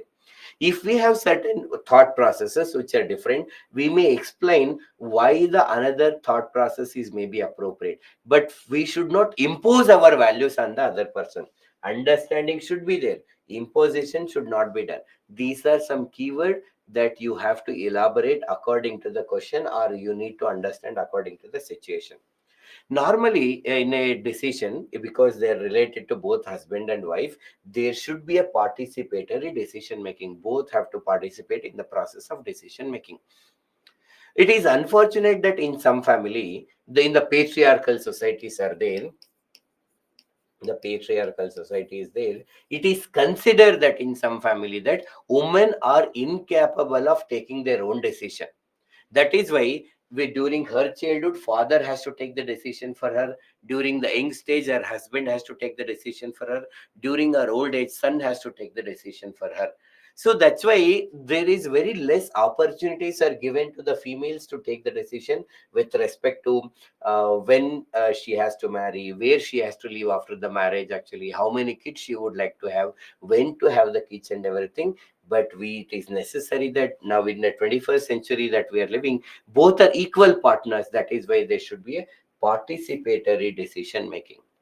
Marriage should not be an end to the hobbies or the career. In fact, after the marriage also, easy. Marriage is doesn't mean that we are stopping sacrificing or something. Two people are living together actually as one family or something. So there should be hobbies, and the career can continue even after the marriage. Work life balance is very very important actually. Nowadays there is so much of stress is happening. If you go to this actually, the blog Ethics and Essay by Shri, if Ethics and Essay by Shri, there is a blog. In that blog actually, so there is a article actually called Ethics in Private and Public Relationship. There is one detailed article about work life and life balance and personal life. You may consider going through that article for more information on this. Now, work life and personal life. What happened earlier? Now, listen to this. Earlier, men was the breadwinner. He was earning the money, while woman was the homemaker. Nowadays, what happened? Women have become both the breadwinners as well as the homemakers. Well, the responsibility of men in most of the cases is only a breadwinner. In fact, some responsibility of breadwinners transferred, but actually, we are now, as a men, we are not ready to take care of the household responsibilities in many cases. You are all enlightened people. You may be helping your sister, mother, wife actually at your homes, but many common people, when we talk about that, change is yet to come. And we see normally observe For example, wife is washing husband's clothes is very normal, or my sister is washing my clothes is very normal. But if I wash my wife cloth or my sister clothes, normally society consider it's an abnormal. So that all should change actually, because if both are working, actually both have to support each other, both have a responsibility, they have to share the responsibility and support each other. In some cases the marital rape happen. What is marital rape? Though it is a gender neutral word for all the practical purpose, husband is getting a physical pleasure from his wife against her consent. That is unethical. Some marriages actually go without having the physical relationships for a long. Now if both do not want to have, it is still fine. But in a marriage, actually if one partner want to have, another partner don't want to have, it create a problem. So they have a responsibility to give and take with each other. If they are having some issues, actually they may consider going to the counselors, life coaches or something, that will also increases the bonding between them. So both the sexless marriages and marital rape actually may create a problem. And one biggest thing is actually the domestic violence we find. So there is a section called 498A associated with the domestic violence. It is very unfortunate some women experiences domestic violence. That is wrong. We are not telling that. But unfortunately, the one more trend is also there, that actually there are many false complaint of domestic violence are filed. They have some other expectation, they've come to the life when they're not meeting. Many false cases of domestic violence cases are filed on husband and husband family, and they have to face a lot of problem. There is one documentary called Martyrs of Marriage. Martyrs of Marriage. It is a documentary. If you type in the Google, you will get it. So if you can watch maybe trailer, 1.5 minute trailer is there. After that, whenever you are free, you may consider watching this entire documentary. This is based on the real incident. Real incidents are documented in this documentary, where how some women actually misuse this domestic violence case. Actually, it is sometimes some women actually sometimes the sexual harassment case and this domestic violence case are actually being misused. So both the sides are actually wrong. Where husband is actually involving in a domestic violence is wrong. Wife is involving in. See, it is all about living together. Anybody, hurting the other person is not at all appropriate. So these are the few issues that we need to keep in mind when we discuss some of the ethical relationship between the husband and wife. You may add few more points. You may remove few more points. Totally, you should have your own answer related to that. Yes, there should be a consent to have the physical relationship before or after the marriage also. Everything is changing, but the old people are having the male ego is not good. Anybody is having either male ego, female ego, both are wrong. Imposition will become the burden. Trust each other. Correct. Hope it is clear. We'll go ahead with this. Fine.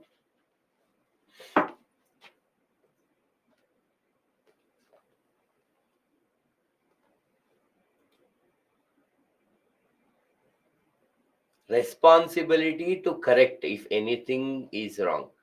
Okay, so one person has a responsibility to correct the other person if anything is wrong, by correcting, actually how to correct it, by explaining why something is right or wrong, explaining logically, but not hurting them. Okay, these are simple topic actually. You have to create on your own. Let us we go further. Now, once again, before we say, now you tell me some points for parents and children. What is the ethical or unethical relationship with the parents and children? Conclusion. These are the general points relationship between husband and wife. You need any conclusion for a particular topic, issue, you can tell. For a question answer, there will be a conclusion. This is general points related to husband and wife. There is no conclusion. Relationship is a continuation. Sir, I searched the ethics and essay by Sri in YouTube. That's why please don't search in YouTube. Search in Google. Shivaji, you have to go to Google search engine and type ethics and essay by Sri. You will get a blog. This is a blog actually, not a YouTube channel. Well, this Martyrs of Marriage is an YouTube content. You have to go to YouTube actually for this Martyrs of Marriage. This is a documentary and this is a blog. Blog you will get in search engine, the Google, and YouTube you will get it in YouTube. Okay. Need to write this relationship in exam husband wife actually. If the question demands it, you have to, or generally you should know that, and depending upon the question you can answer. You can add few more points also. Talk about parents and children. Here we have a few points actually. After discussing those, if you have extra points, you can tell that. Being more strict and not giving time to the children is wrong according to Shali. I think it is wrong only you're trying to tell. You are trying to tell that it is wrong. Okay. Um, Carelessness regarding the children, not being aware about their life, these are all wrong. Can you mention in the last of the class what we need to watch on YouTube? No, when the topic comes, we'll watch it, Madhur. I will tell you, Madhur, you have to please note down actually. Once again, if you want, now I am telling. So today, whenever the topic comes, please note down in a paper actually what all you have to watch. You have to watch this documentary, Martyrs of Marriage. Just watch for some time. It's a 1.5 hour documentary. You may no need to watch compulsory. If you like, you can watch it. Okay, so good. Note down this. That's all. Whenever the topic comes. Parents should provide their children with nourishment and nutrition. They should not force them. Instead, that they should be an inspiration with the children. Super. Now, listen to me, okay? Yes, love and affection. Today, you have given 3 topics to watch. I am writing them. Super. Now, listen to me, okay? Parents should tell their children what is ethics is actually what they have to tell the purpose of life. They have to tell the purpose of life. What is the purpose of our life? Tell me. Do you know what is our purpose of life? Every parent should tell the children about their purpose of life. But what is the purpose of life? What is the purpose of your life? Yes, go ahead. As a parents, we should tell our next generation about the purpose why they are born into this life. Good. Others, please. What is the purpose of our life? Why we are born here?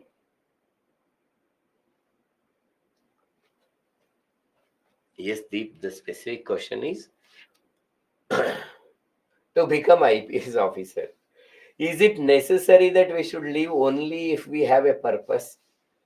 We, as a parents, we should tell the one purpose actually. We can live without a purpose also. But if you have a purpose, it is better. We have some clarity. Like now you are attending the class, there is some clarity why you are attending the class. So that's why, sir, I don't have any purpose. Can I attend the class? Yes, you can attend the class. But when you attend, you have a clarity. Better version of myself, try to become the best version, to become a super, you can tell. But here, to make parents and India proud, so we should tell the purpose of life is to be happy. So happy, being happy is the purpose of life. Remember, that's all, nothing else actually. You are born here to be happy. From the time you get your awareness and till the death, actually, you have to focus on how to get happy. Now you may say, actually, sir, it can go wrong. No, no, listen to me. Listen to the second point. We should differentiate the child about the differences with these three: selfishness, self-interest, and selflessness. Selfishness means what actually? Selfishness means I will take care of myself. I don't care for other people. This is wrong. Selflessness means I don't want to think about myself. I should always think about other people. This is ideal. It looks good, but not practical. So, but we should teach them self-interest. What is self-interest, or we can call ethical or healthy self-interest? If I want to be happy, I want money, I want power, I want authority, or whatever I want, get my pleasure to be fulfilled, we will fulfill it. There is no problem. If anybody want to be happy, if they want money, they can get it. If they want actually again power, some other power, they can get it. If they want pleasure, they can get it. Anything you want to get it, you can get it. Only thing is, the right means you have to follow, the appropriate means you have to follow. This is called self-interest. Everybody is working with self-interest, and everybody has to work with self-interest. Then society will grow. Remember, you may say, So even suppose I want to become public servant, I want to become public servant, so I sacrifice everything and I will do. No, it will not work. These are all the drama. I work as a self actually public interest because my source of happiness lies there. By utilizing my knowledge and intelligence, if I can bring the changes in the life of the person, that gives me happiness. Only that person should become a public servant. I work hard, I suffer a lot, I sacrifice and the welfare for the other people because it is my duty to do. No, no need to do that actually. Everybody has to work with the healthy self interest, ethical self. That is only reality, a practical. See, if our society has to develop, what we have to do, we have, everybody should do their duty properly. As a teacher, teacher duty, lawyer, lawyer duty, then the things will work. And if somebody want to transcend beyond themselves and serve, that only they should become. You no other person will tell. That's why we are talking about parents duty to tell that you have to be happy, and in differentiating between what is selflessness, self-interest and the selfishness. And parents have to be a role model. As a parent, whatever we expect from the children, that we have to follow. Suppose we are smoking and telling the kids not to smoke, it may not work. We say we have to respect everybody, all the human beings are equal. We have to respect, we should not discriminate. When a housemaid late come late, actually you are throwing, don't you have common sense, you are coming at 8:30, that this and everything, disrespecting, using some foul language, everything. And we say you should respect everybody. No, whatever the values that we expect from our kids, we should be that. Sometimes as a parents we do the mistake. Actually they will point out, dad, what you said and what you are doing is different, you should, no, you are not supposed to do this. And as a parents we say, how can you tell me what is right and wrong? No. When a children says that there is a mistake, and when we as a parents make the mistake, we should understand it's a mistake. We should also appreciate the child for his or her knowledge of identifying the mistake. Do you think that the corporal punishment is right? Corporal punishment is physical punishment. When they have done some mistake, is it okay to beat the child? Is it okay to beat the kids?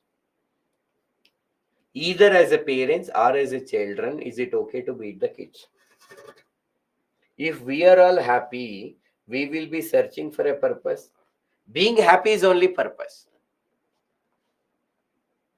We can make it as a purpose. So we'll identify what makes us happy and we do that. That is a purpose. Is it okay till 12 to 14 years? Actually, according to Chitturi, we can beat the kids. No, but understand with ethics. Okay, no, no. Many of you are saying no for corporal punishment.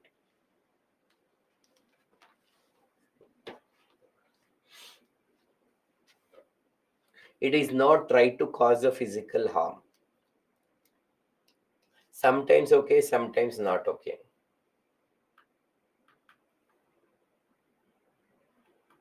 Okay. See, there is a differences opinion about the corporal punishments are there definitely. But in a 21st century, as a civil service aspirants, we should not encourage corporal punishment. Corporal punishment is wrong.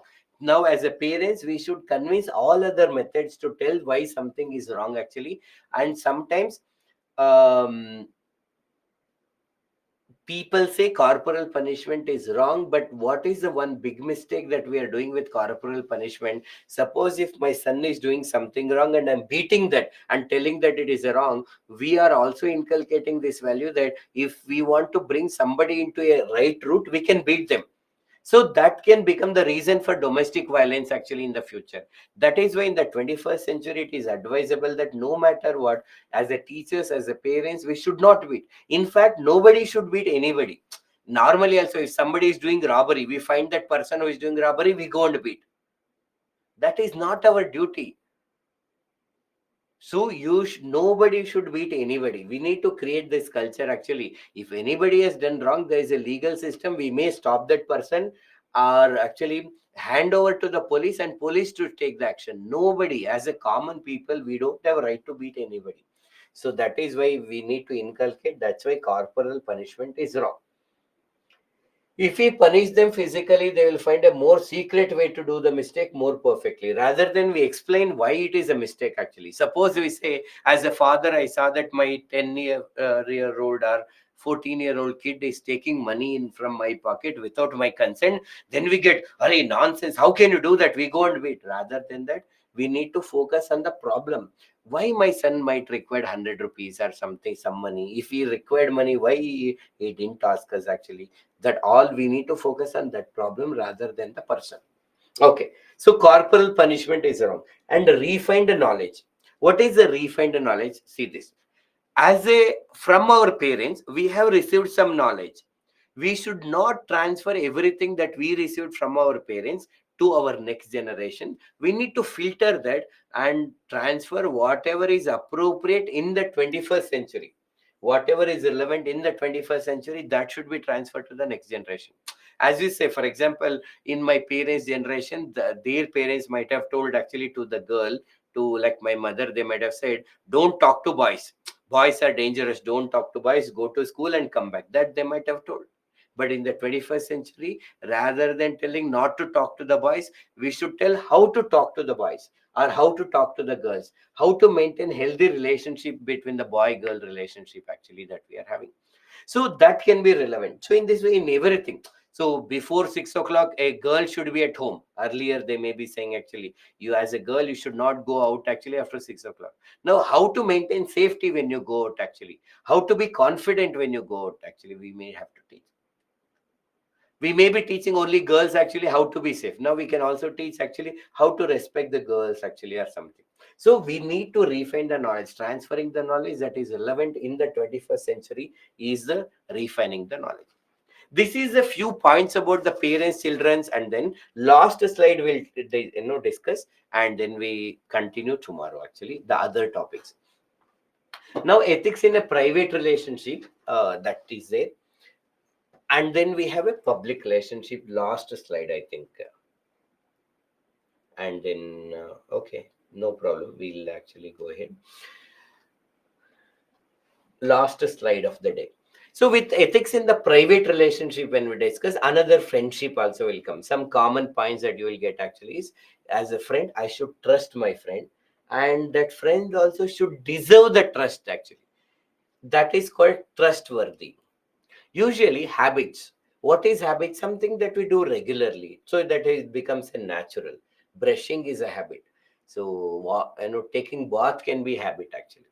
Is habits are good or bad? Habits can be good also, habits can be bad also. It depends upon which habit that we do. So it can be both, it depends actually, right? Habits can be good, habit can be bad. So as a friends, we play a very important role in the creation of habits on the other person. So we'll make sure that we are not creating bad habits in them. We are not creating bad habits in our friend. As a friend, it is our responsibility to support, guide, and share. Support whenever they are in need. Suppose you are studying, you can support the other person based on keeping your own resources. If you feel that you have enough resources, you can also guide other person. Share the feelings, share the emotions, and be happy. These are all general points that you should know. Sometimes the one of our friend may do not want to share some of the opinion. It is not necessary that just because I am somebody's friend, I need to share everything. Sometimes we may want to keep it secret, or if my friend want to keep it secret, it is my responsibility to respect the privacy or the choices. And I should not control or criticize my friend unnecessarily. If I want to do that, I need to rethink. See, these are all very general points that you should be aware of it as a 21-year-old person. It may not be your writing what is ethics, but when a case study comes, you should be able to use it in the right path, right place, or analyze what is right and wrong. We'll also discuss one case study related to this tomorrow. This is what ethics in the private relationship. What is ethics in the public relationship? Who are the thinkers and philosopher? What we can learn from the thinkers and philosopher? That will focus on tomorrow's class actually. Now, any doubts in generally about today's discussion or general about ethics paper, you can ask now. Good habits are good, bad habits are bad. Wow, Himanshu, kya definition hai. Give me some example for bad habits, Himanshu. Sometimes smoking, learn from the friend. Yes, we learn from this. That is why we should not inculcate a bad habit in our friends. Any general opinion, general questions, or anything that you have about ethics, you can ask. Once again, did you honestly tell me out of the 3.5 hours, how much time you are able to focus, how much time you deviated? Jai se Sangat, Vai se Rangat. Sir, how to make notes, Anshu? On the last day, I will tell you in detail. For now, if you want to make notes, you should have the class notes, that is PPTs that we are discussing. Along with this, one reference book you should have. That is our either our Byju's material or the blog that I've told you, or sometimes we'll also make the notes from the videos and other sources. So in this way, you have to keep doing. For now, what you can do, keep attending the classes, and at the end of the day, in fact, you should not start making the notes now. Now you can just make the rough notes only. How to make a detailed notes, that no, we'll start after understanding every content. So till now, the video suggestion that we have given is actually the day one we have given Odandurai. You have to watch and make a video. And then today I told you about Martyrs of Marriage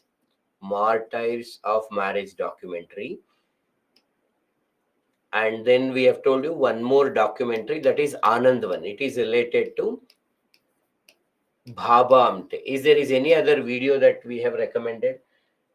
Good habits, bad habits. PPTs are enough. 3 hours, 15 minutes focus and 15 minutes break. Shallow, super. Okay, I will tell. Shalu wants to know what is ethical competence. In simple, you are now ethical competent person, provided you are understanding ethics and you have a strong will to follow. You have a strong will. I will follow ethics. Then you are an ethical competent person. Knowing what is right and wrong and following and the ethics, then these people who do this, they are called ethically competent person. Sir, please ask how many students not got Byju's book, because I am not got for the last 8 months. So that will actually ask the team and they will update you, Deep, actually. Lexicon ethics book, how is it, sir? See, now other than this book, actually, in the market, 100 books are available. If you feel any of the book is good, you can follow. Yes, Lexicon is one of the good books. If you want to refer, it is a good book. Not deviated, sir. Class is exciting with real life example. I can't interact to the students. So, yes, Deep, even I cannot in this issue.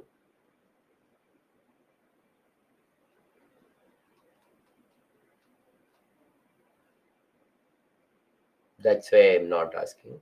Can we say that ethics is knowing the difference between what you have the right to do and what is the right to do? You can say Himanshu, because it is already said by somebody, so you can also say that. And in fact, that is a topic related to law and ethics. And yes, you can say Himanshu.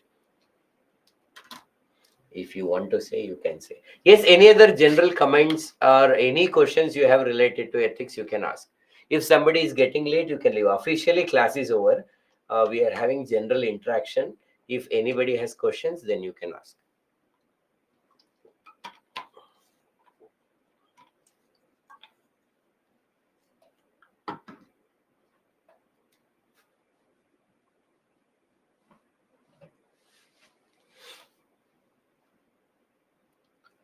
As I told you, Shivaji, lexicon ethics, there are many reference books are there. You can refer to any book, and lexicon is also one of that good book. If you want to refer, you can refer to. Jai Shri Ram, sir. Today is the biggest festival for us. Yes, Madhur, it is the biggest festival because the Prana Pratishta of Ram Lalla is happening. At it starts around, I think, 12:20 or something. So enjoy, learn some values from the Ramayana or Rama in general, or the concept of Rama Rajya. That can also be a part of our exam preparation. Yes, friends. So, any other doubts you have? Sir, now we saw the case of intercaste marriage, which is against the majority of the people. Then, how can we follow utilitarian approach? See, intercaste marriage is related to two people. First thing, the two people who decided to marry, actually, okay. They should not marry to do some any revolution. It's all, or just because I want to create a revolution, I will marry another caste person. No, that is also not correct. Intercaste marriage, the two people are taking decision they want to marry. Legally, they are allowed actually. Just because it is not, but as a parents, they have sacrificed so much. We should try, those people who want to marry, they should try all efforts to convince the parents why it is actually right and everything, and they can marry. There is nothing wrong actually. It's not, there is no question of utilitarianism there. If two people who belong to different castes, they want to marry in the 21st century democracy, they can marry. That's all. Why to bring you utilitarianism there at all, Shalu?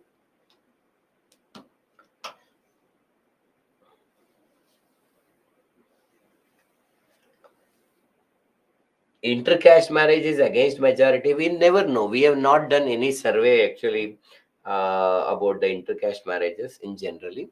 And even see, some parents are like this. Like if I say, suppose just hypothetical, hey, my friend Ramesh is there, he married another person, he married a person belong to another caste, they may be okay. But if I marry, they have a problem. Like suppose when I say I as a son or daughter, if we are going for intercaste marriage, they have a problem. If some other person having the intercaste marriage, they may say it is okay. So then we don't know whether they are really for or against it.